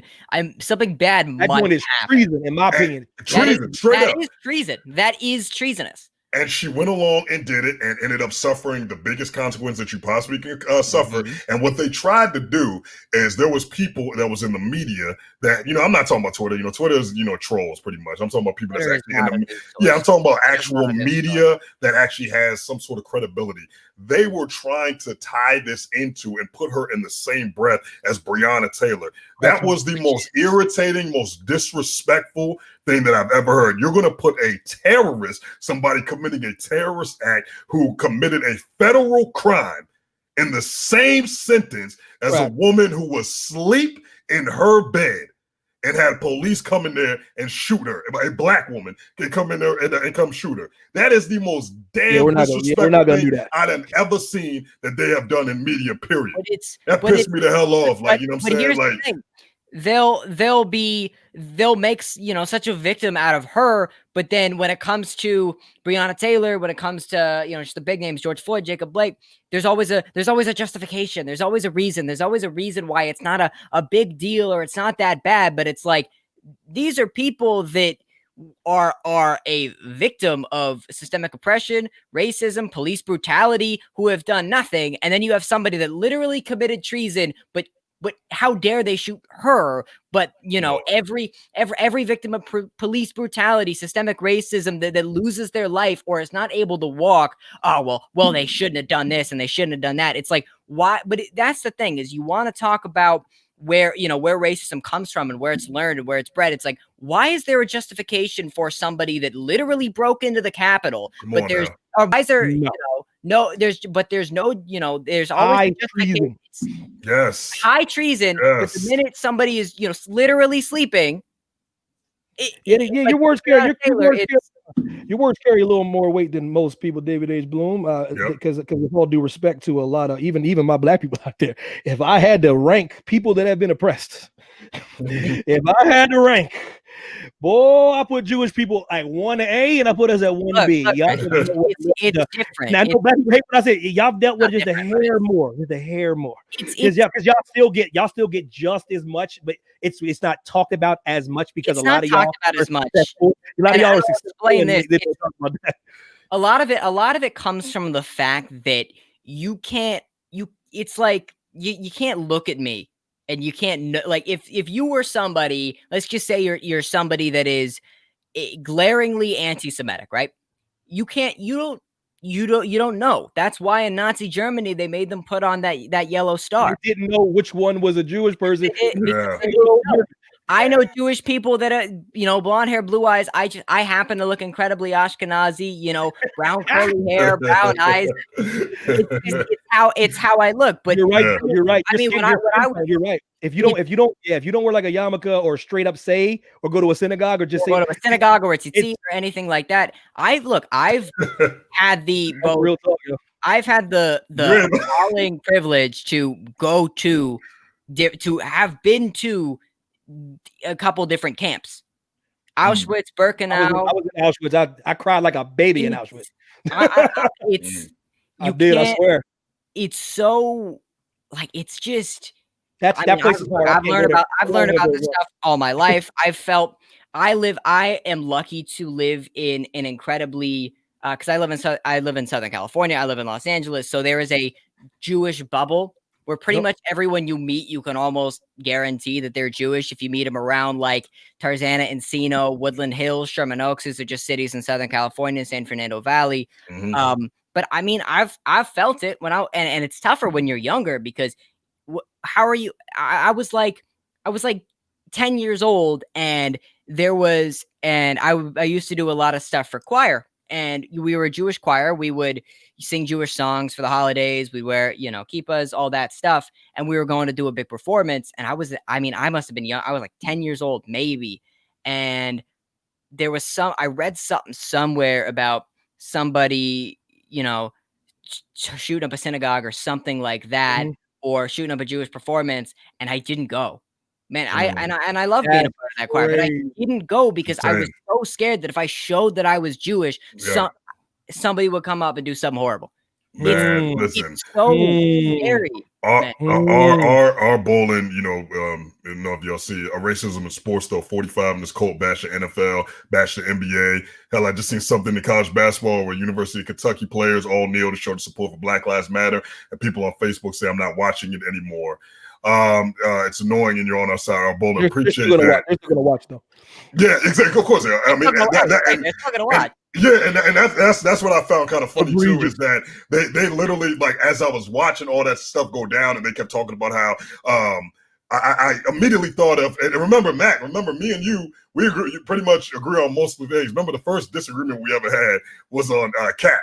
But I'll never move off that one. Yeah, that was the first disagreement. Me and Mac been cool for years, and we had a first agreement after like the second year of us knowing each other. But it was on Cap. But it's funny though, when you just sit and think about, is that they had a problem with Cap, but they don't have a problem with They said Cap was disrespectful for kneeling during the beginning of the national anthem, but they don't have a problem and don't find it disrespectful to break into the Capitol.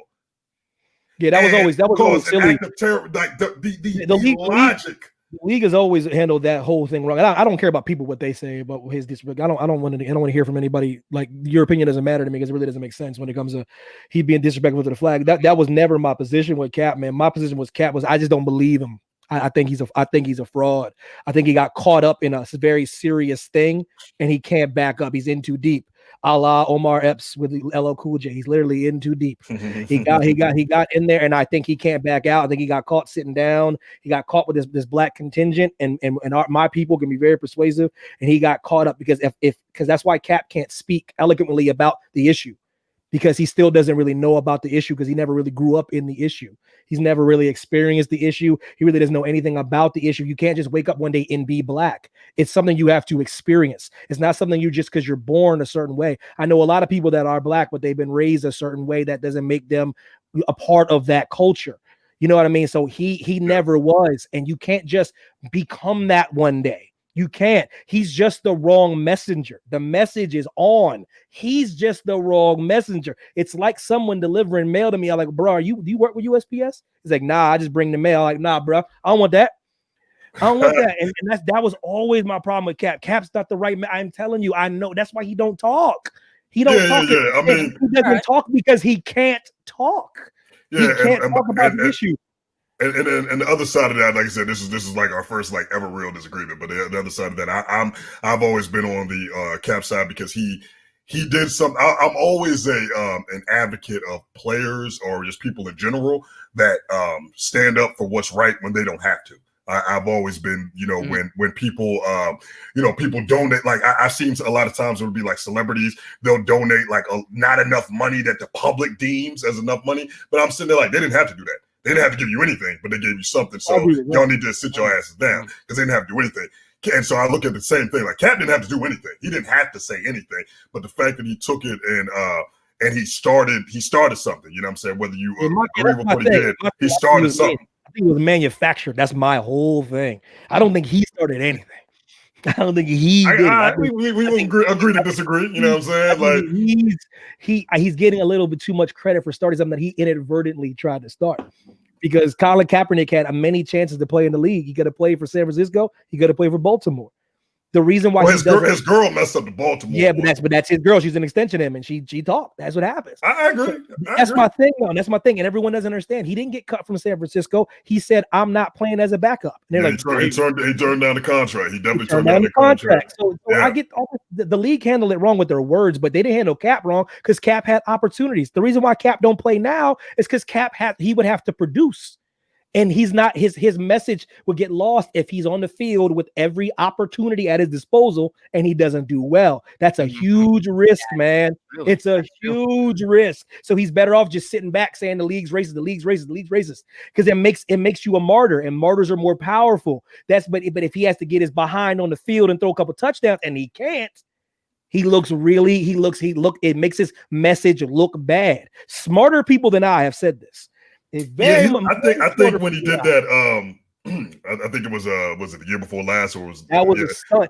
You know what I'm talking about? When they That was the league tried to say couldn't be any cameras there, and I think that they try to pull that because just in case that he is good, the league can always say, "Well, I'm not." I disagree, fam. The cameras are never allowed there. That's another thing. See, that's what I'm saying. They put these narratives out that people that are not true. Cameras are not allowed at private workouts in the National Football League. They're just not. I mean, that's true, but this is extenuating circumstances. This one's wait a minute. The best people that can evaluate him are there. They're there. Evan Mack can't give Colin Kaepernick a job, so me watching him play can't put him on the field. No, for sure. We think we have too much. Fans think they have too much power. This isn't the movies. This is the NFL league. You have to be good. And 18 teams came down there to watch him play.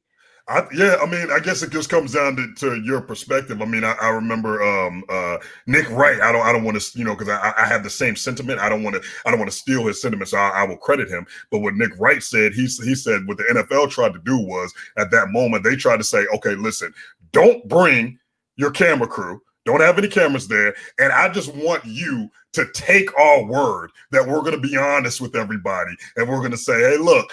Kaepernick, we went out there. He just wasn't good enough. That's why we're not signing him. The same NFL. I get what you're saying, though.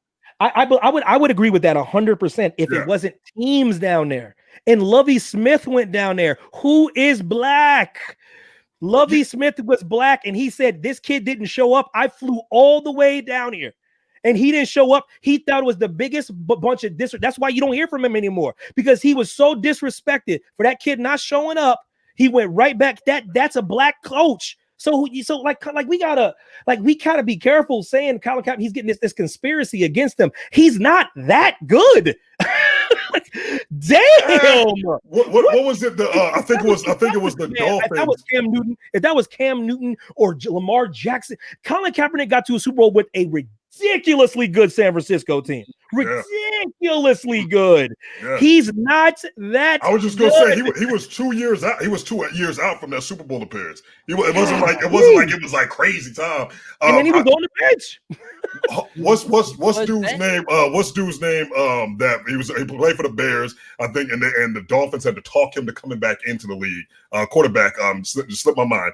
I know you're talking about Rick. You're talking about play for the Chicago Bears. Yes, he's always trying to squeeze in passes instead of. I know exactly what you're talking about. Right after Rex Grossman, it was right after Rex Grossman. David, who was that? Jay Cutler, you're talking about? Jay Cutler. He had retired. They had to talk this dude into coming out of retirement before they signed Colin Kaepernick, and that for me was when I was like, okay, something's up with this. That had black ball written all over it. That you bringing out a cat that don't even want to play. Before you bring it out a dude. But this the thing though, like the league is fire, yada yada yada. But why isn't Tim Tebow back playing that? Why ain't he playing? I mean, he's quintessential. He's white. He's Christian. He keeps his nose clean. I feel like he got blackballed too, though. I feel like Tim Tebow got blackballed too. But nobody says that because he's a white guy. As soon as somebody with some pigment in their skin doesn't get a shot, it's because they're blackballed. The biggest blackball job I've ever seen was Tim Tebow. It was crazy. I was going to say Allen Iverson, but yeah, AI changed, but AI changed the game. I don't care what you do to him. Sure, I'm talking about Tim Tebow was a child still in the prime of his life, and he get no shot. But nobody cares. But nobody cares about that. They want the story, man. Colin had his opportunities. He had Baltimore, the blackest team in the league. Wanted him. But I feel like that's kind of crazy too, because that would be just like. Somebody want to give you a job, Mac, and then Heidi says something, and then all of a sudden you can't get it.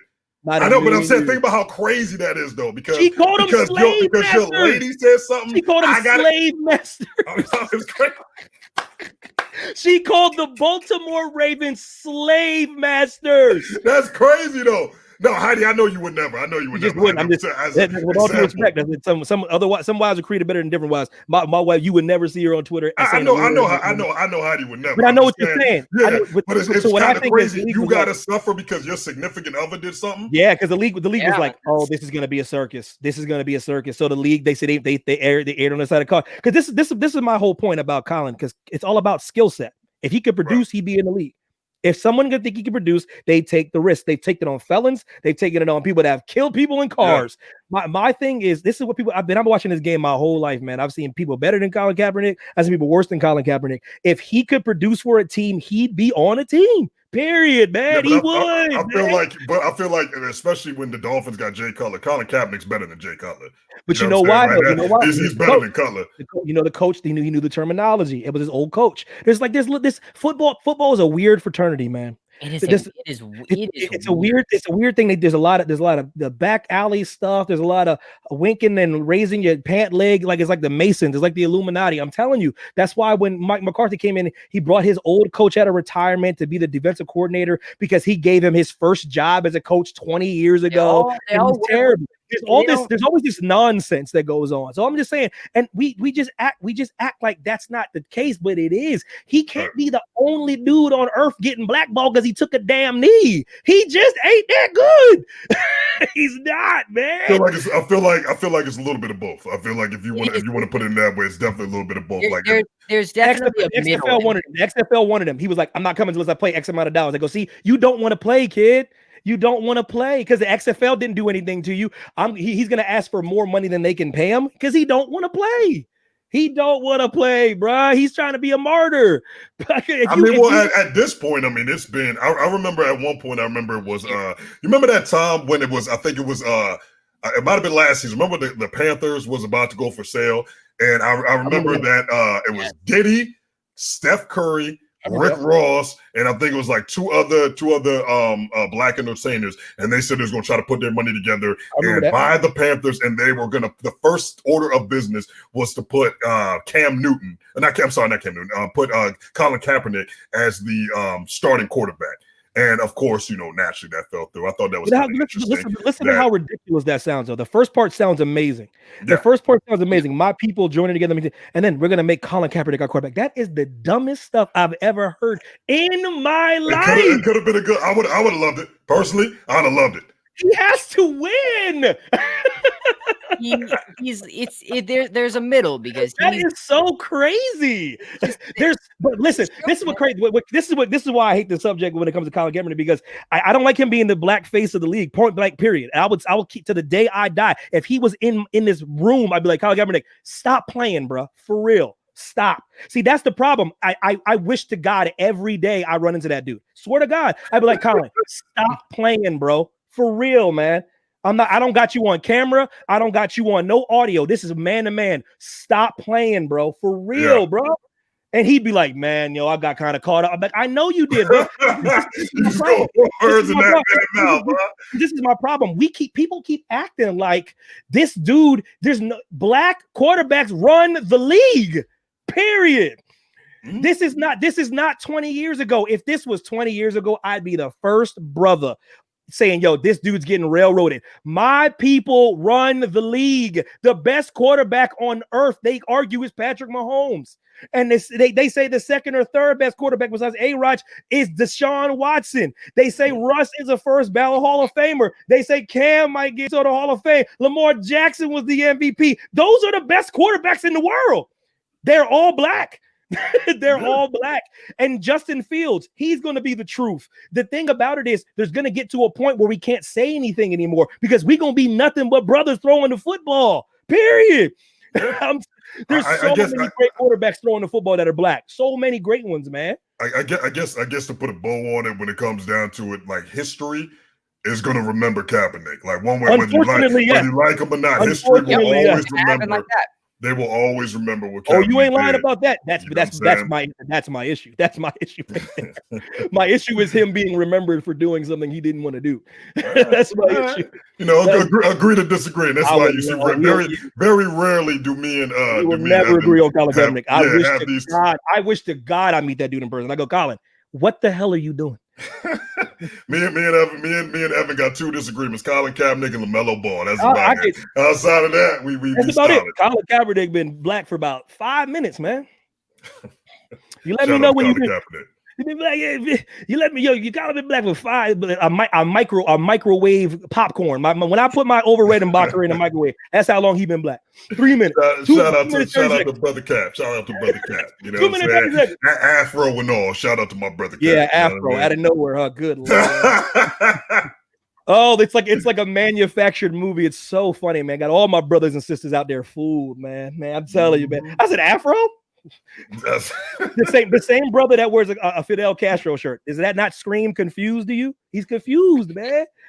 I could get into that. I could get into the relationship. Why not? Fidel Castro and Malcolm X. I could get into that, but that's a little. Malcolm X is a totally different story. That's to me that's a hero. Like Fidel Castro. No, it's crazy. I was just talking about the relationship that Malcolm X and Fidel Castro had. That's kind of where Colin Kaepernick was trying to go with that. I don't know if he knew how to express that correctly. That's where he was going with it. He doesn't. He doesn't. Yeah, that was a good shout out to Cap. Malcolm X is a different cat, man. His whole life changed when he went to Mecca, man, and he started seeing that all kinds of Muslims look all different kind of colors. He changed. He's not the Malcolm X everybody remembers him for. He got enlightened and came back, and that's why he was killed. As soon as he left the nation. When he left the nation, he got murdered. Like that Fidel Castro, they ain't in the same ballpark. They ain't in the same quadrant. Fidel Castro got people coming through on doors trying to get to Miami. You know what I mean? That's fact. That's a different kind of cat, man. Oh my God, man. Lord have mercy. Justice for Cap. Yeah, put him in the league, y'all. Make him start. Start him for the 49ers tomorrow. Why not? Hey, we about to lose Carson Wentz. We'll take him. Bring him to Philly.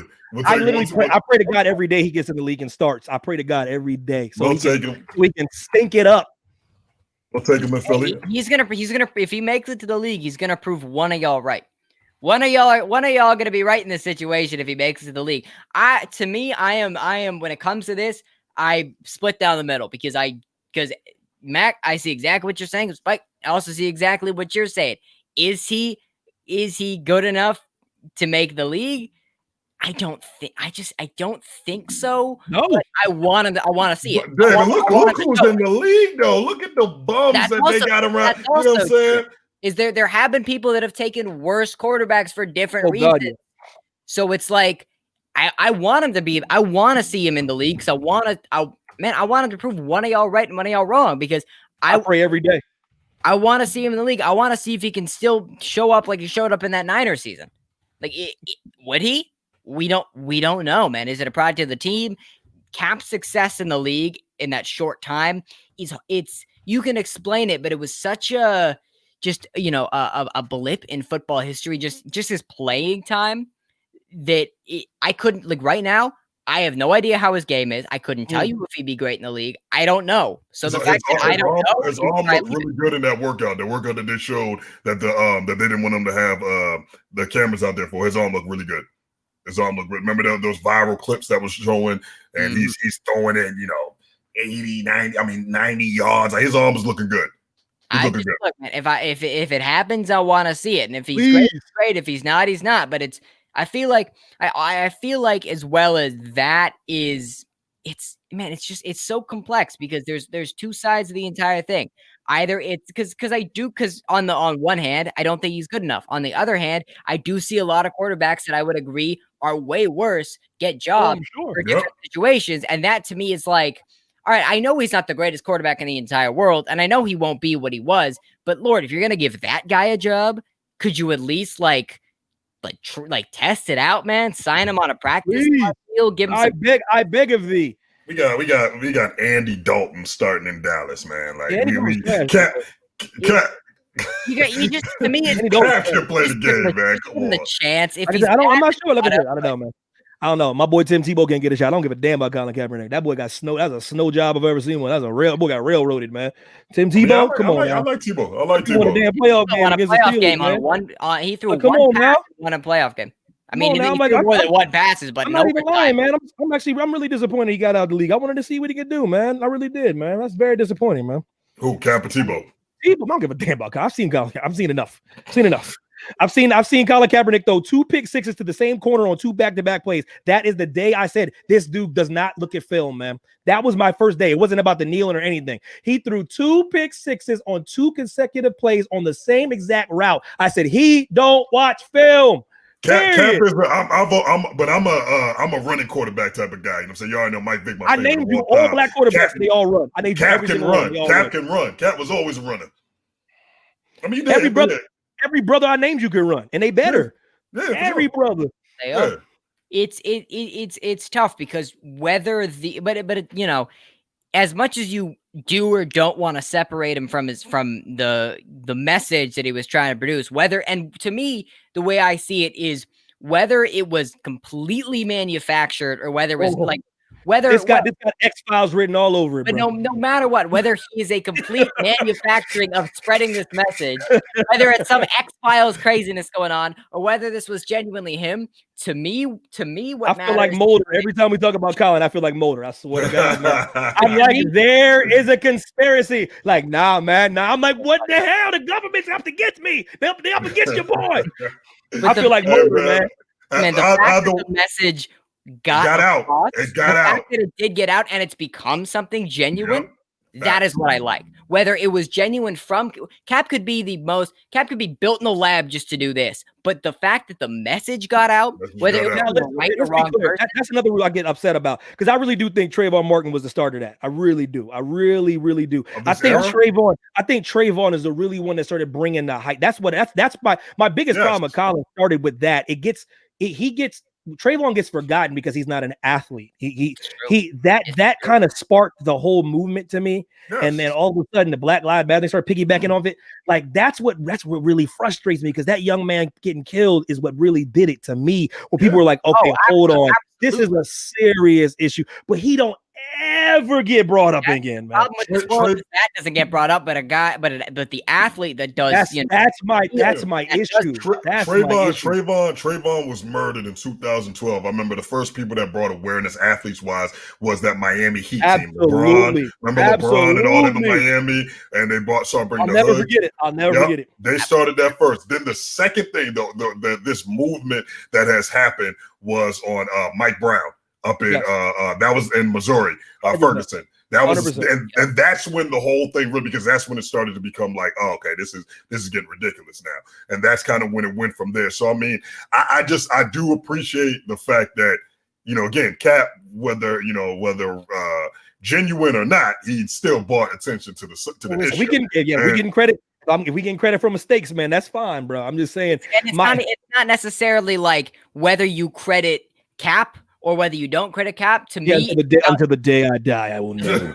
Ever. But the fact that there was a message that got across, and this movement has, you know, even you know, Trayvon Martin is such a bigger piece of it than Cap is. Anybody got Colin Kaepernick number, please give him because I want to meet with him and say, yo, Colin, bro. Hit him on Twitter, man. I'll be like, Colin, for real, bro. We now have this, you know, another. I mean, man to man, without his little entourage or his little Black Lives Matter crew. I mean, man to man, 1-on-1, no cameras. They go, Colin, for real, bro. Hey, Big Worm, appreciate you, brother. Big Worm, baby, my favorite character in Friday, baby. I'm telling you. God, I love Big Worm in that movie, man. So funny. Face on Love, baby. But damn, I love Face on Love in that movie, man. But what the F you want? That dude is so good. He is so gangster in that movie. Joy, man. Oh my God, the ice cream truck. Come on, man. Anyways. So let's end this on a good note because I think it was definitely great. Let's end this on a good. Let me get your opinion really quick before we get up out of here. One quick question for you guys: is Boogie Cousins being targeted? Yes or no? Because if y'all did not see, Boogie Cousins was ejected out of a game last week, and then he got ejected out of a game playing against the Lakers yesterday. So is Boogie Cousins being targeted still even now? The referees. By the ref? Referees. Did you guys see what happened yesterday? Yeah, I did. Yeah, I see. This is nothing new under the sun, though, man. You gotta know what I'm saying. I'm not giving Boogie a pass at all. Like he's at this point, but bruh, they're out to get you. Like how many times we go? Like, but Boogie ain't the first brother to beat. I ain't gonna say brother player. Like You have to strike up a relationship with these guys, man. That's what you have to do. Then you get the calls down the stretch. If you don't want to play that kind of game, then you'll keep getting tossed. Put it like this: when I'm on the basketball court, I'm a different cat, man. I'm not as nice as people think I am. I'm horrible. I'm a horrible person. I'm a terrible person. I talk trash. I'd be probably getting teed up all the time, but at the same time, I'd be like, yeah, I earned that. I earned that. Kind to other people. It's not how sports works. But also at the same time, if I was as good as Boogie, though, I'd be a little bit different because in the league, those foul calls, they call fouls for people, and I would milk that. I'd be the nicest. I'd be sending them dudes bouquets of flowers, man. I'm always getting the call. The thing about Boogie is like, yo, man, what I don't get it. I'm like, bro, nah. I'd be sending them dudes gift cards, the Ruth Chris and stuff like that. Like you gotta. Like these dudes, man, Boogie, I like you, bro, but how many times you gonna get ejected? Because my favorite guy growing up that got ejected all the time was Rasheed Wallace. He knew what he was doing, man. He's like Marshawn. He knew what he was doing, man. Yeah. Come on, man. Spitter, you don't know why? I'll tell you exactly why. Because Boogie got an attitude problem since Sacramento. I mean, since Sacramento, he's been doing this, and when you build that, I mean, Mac just hit the nail on the head right there. I mean, when you build up that reputation, then the refs are going to go at you in that certain way. When I watched that situation with the one that he got ejected for last time, Markieff Morris had bumped into I forgot who he was on, Bain or something like that. I forgot who it was, and Boogie just came up and pushed him. And so then Morris came up and pushed him. Boogie ain't really going away, Boogie a beast. And basically they got into it, and Boogie got a tee. Markieff got ejected. Then he came back when Braun was driving to the paint. And you guys already got to know, anytime there's any hits above the neck, basically they're gonna look at it. That's the rules. And he swiped straight down, caught LeBron in the head, and teed. He's gone. You know what I'm saying? I mean, listen, man, Boogie, like you be bringing this on yourself, brother. You know what I'm saying? Yeah, like I said, Boogie Cousins is a great basketball player. I'm glad to see him back. He looks better. He lost weight. He's moving. Yeah. He's moving a little better, man. He's moving. I feel like this. I like it. I like this little resurgence of Boogie Cousins. People were, we were acting like he was done. But at the same, bro, come on, because you ain't, with all due respect, because you ain't nothing no different than Rasheed. Rasheed got teed up. Rasheed had 50-something techs in the league one time. That's why they had to change rules. They had to change rules on how many T's you can get because of Rasheed, man. Like, come on, man. Straight up. But I'm telling you, watch Rasheed. Rasheed knew, man. He knew what kind of guy he was. He knew he was, because the thing about Rasheed is he gets buckets, though. He was an instigator, but he knew what he would do. He would know who he can antagonize. But when they made that championship run, how many T's he get then? He didn't get that many. He was chilling. He didn't get that many, bro. When it was money time, baby, let's go. See a lot of guys that have that cut, and Boogie hasn't been in that situation. You're right. Get the nail on the head. It's all about, but we know that, Sputnik. We know that. That's how it go, man. It's about as fast. And he's never been in a situation, Boogie, to run for a championship like that.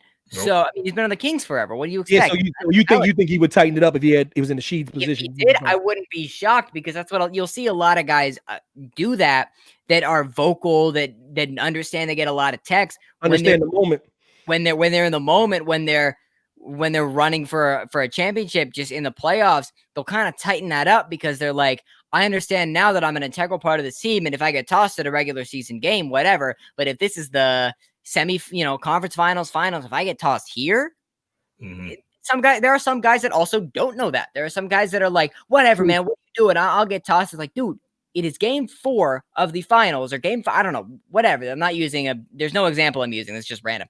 What are you doing right now to get tossed? Versus a guy, there are some guys like that, but a lot of the guys that, run their mouth a lot and are, vocal and aggressive in the regular season, a lot of them do. In fact, like, if you're in a situation like the finals and it's a close game, and, it's not a blowout series or not a blowout playoff series, and you need to be on the floor for your team to win, you shut up, man. You shut up. Like, oh yes. Before we get out of here, David, I just want this is quick. Yes or no? You don't have to. You can elaborate if you want, but do you owe Gordon Hayward an apology? Yes or no? Man, Gordon Hayward, no matter, you owe him an apology. This man has been getting paid off of one All-Star appearance. Do you owe him an apology, because he is cooking? Gordon Hayward is on. Look, I'm gonna tell you this. No, is that a no? I don't owe him an apology yet, because. No, David, tell him why he cooking, David. Why he cooking? Who passing him the ball? Oh, hell no. Tell him why he cooking. Hell no. Look, man, I'm trying to say, he's no matter like you can put up 44, but you're getting the second quarter right now. He got 21 right now. Yeah, but he's getting paid too much. Wait a minute. That's great, man. But is he going to produce late in the season? One. Where you been my whole life, baby? Yo, follow the damn channel. Oh wow. Yeah. I'm telling you though, when it comes down to it, everybody can do whatever they want in these early games, right? When it comes down to as soon as you said that, he got 23 now. Damn, keep talking. He cooking. He going crazy. He's playing great. I never said he was a bad player. It's just the money that he gets is reserved for all-stars. Like, he got an all-star. What? He's an all-star. That's it. He's going crazy right now. 23 to 1 in 17 minutes. He's going crazy. He's going crazy right now. Bad player. Before we get here, we gotta go. I gotta watch this damn game. I do want to say this. My man, somebody on the chat brought this to my attention, and I'm glad this is way before. Somebody think messaged me on Instagram, and I gotta give you your due. Who said it? Who said that you went on Instagram? Somebody said it on Instagram, but I gotta give you your due. Who said? Oh, Scott, my boy Scott, my OG Scott said it. He was right, and I glossed over it, and I apologize, David H. Bloom. I will officially put this Mitchell Trubisky thing to bed. It's over. Man, and I'll elaborate this. You deserve this moment in the sun. Please take the floor. But before we get out of here to watch this championship game that I think is going to be closer than a lot of people think, didn't I tell y'all? I was trying to tell y'all that Mitchell Trubisky has been playing bad. But you've been doing this for years, though. You did this for like 2 years ago. Man. I've been trying to tell you when the Bears were great. Yes, you do spit a dime. Yeah, spit a dime. Yes, you do. They lost on the double doink, but that was a team that was led by their defense. And Mitch Trubisky was good enough. Now you have a team that is not great. They're 8-8. They get to play the Saints, man. And Case Keenum and Kirk Cousins both beat the Saints off of a last touchdown. Man, one was more of a miracle than the other one, but. Come on, man. The Rams beat them. I know that call was dumb, but the Rams still did beat them, even though I don't agree with that call myself. On the past, we got to put Mitch to bed. Mitch will not play in Chicago ever again. Stop with the whole Mitch Trubisky hype, because look what happens with a real team in a real game where they don't want to go home. A team with Super Bowl aspirations. Team was on a silver platter, by the way. And Chicago played their ass off, and I'm very disappointed because their defense played out of their mind. It was on a silver platter. How hard it is to hold the New Orleans Saints and Drew Brees to 21 points and 21 points late. I mean, they had them it was 7-3 at halftime. It was 7-3 at halftime, and that pains me. That pains me when your offense is doing bad, but your defense is like, all right, we stopped them, score, and your offense is like, do it again. We stopped them, score. Force on the ball. There was a moment where there was a stat where it was like 78 snaps the Chicago Bears played to like 40. I was like, are you kidding me? And I'm gonna tell you, man, the Bears had opportunity. Where did David Montgomery go? I hate Sputnik, you missed that, man. We did like a whole hour and a half on that. Where was you at, baby? But then it's just like, where'd Mitch Trubisky going on? Mitch Trubisky just showed you the guy he is, man. The minute he gets in a real game against a real team with Super Bowl aspirations, he folds under the pressure, and everyone's like, oh, the Bears are going to upset. I mean, the Bears don't have a good enough defense to hold for Mitch Trubisky. The Rams do for Jared Goff. Man. It's done, man. The Mitch Trubisky era in Chicago, the mistake of the draft pick that he was, is done. And it's about time, man. Yo, David H. Bloom, let's tell the people at home where they can find you, man. Yeah, David H. Bloom, Instagram and Twitter. We appreciate all y'all in here sticking with us, talking about whatever, man, chiming in. Just go enjoy this championship game. Root for whoever you're going to want to root for. Put your bets in if you're going to bet on this, man. Just enjoy, man. We appreciate all y'all. This is Spike Reeds on Twitter, Spike Reed on Instagram. That's all I got to say. Oh yeah, LaMelo Ball gang. Oh my God, can you just imagine what this gang would look like? And maybe you're the head of it. That's a different story. Yeah. But I just picture a bunch of like light skinned dudes walking around with Jerry curls in their hair and Lamborghini. All I picture is a bunch of light skinned dudes in like a flying V, like Mighty Ducks, and they're walking around. Let me tell y'all this. We think everybody come doing the game. LaMelo's played 15 minutes against the Knicks. That same game that Gordon Hayward's cooking, LaMelo has 0 points. All right.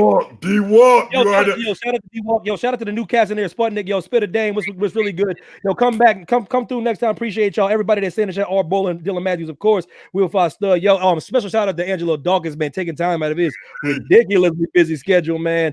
To talk with us, man. He brought some fun stuff to the table, man. He's a funny dude. Knows his stuff, man. It was really dope, man. Everett T Mac is the Grand Man Twitter. We gotta bring AD back. AD was cooking, man. For sure. He was cooking. That LeBron monologue alone was enough. I was just about to say, King James fan, he fine by me. I'm cropping that, putting that on Instagram like he's stacked. For sure. That boy he cut a whole monologue, man. And any new cat Spit a Dame, Sputnik, any LeBron slander will not be tolerated. We don't do that here.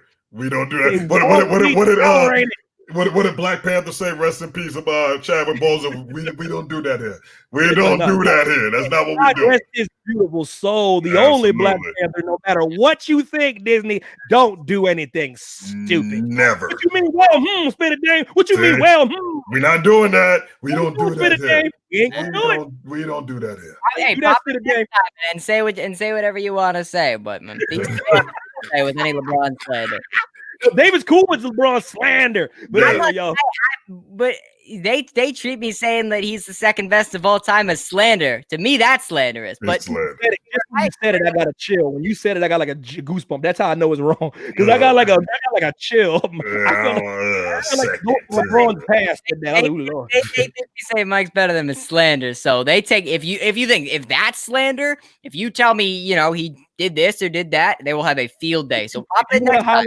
If you're going to highlight my stance on LeBron James, and anybody wants to know why I feel about LeBron James, I told you, if Jesus Christ himself came down and sat next to me on this chair and he told me Michael Jordan was better than LeBron James, I'd be like, you must be mistaken. That literally is that is how much I love LeBron James. I would question the Lord. That's the king. Tell him. I'd be like, you got to check the files up in heaven again because damn it. I said, listen, who am I to argue with the Lord and Savior? You damn right. Yes, and it's not even close. I'm going to put it that way. The fact that they say that it's not even close, they'll take any of that to them as LeBron slander. Listen, Will Stud, I won't take any Tobey Maguire slander either. Watch him out. Is not taking it. And we're not doing Batfleck slander either. We're not doing that either. Shout out to Brian Scalabrine. Listen, let me tell you something, Will Stud. I will not take any Tobey Maguire slander on the Speakeasy. None of that on the Speakeasy Sports. I'm not taking any Batfleck slander. That's all I'm saying. That's a different story. I want that to be clear. That's a little no country for Batfleck slander. That's all. If I thought there was a 1% chance. 1% chance. I thought there was only a yo, shut the hell up, man. I wouldn't go that far. It's either Mike, MJ, or Kobe on the logo, man. LeBron is. I wouldn't mind it, but it's either MJ or Kobe, man. Yeah. With a logo, if they ever get rid of the great Jerry Russ. Listen, Batfleck. I can't wait till the Snyder Cut comes out. I can't wait till the Snyder Cut comes out and it's gonna be trash.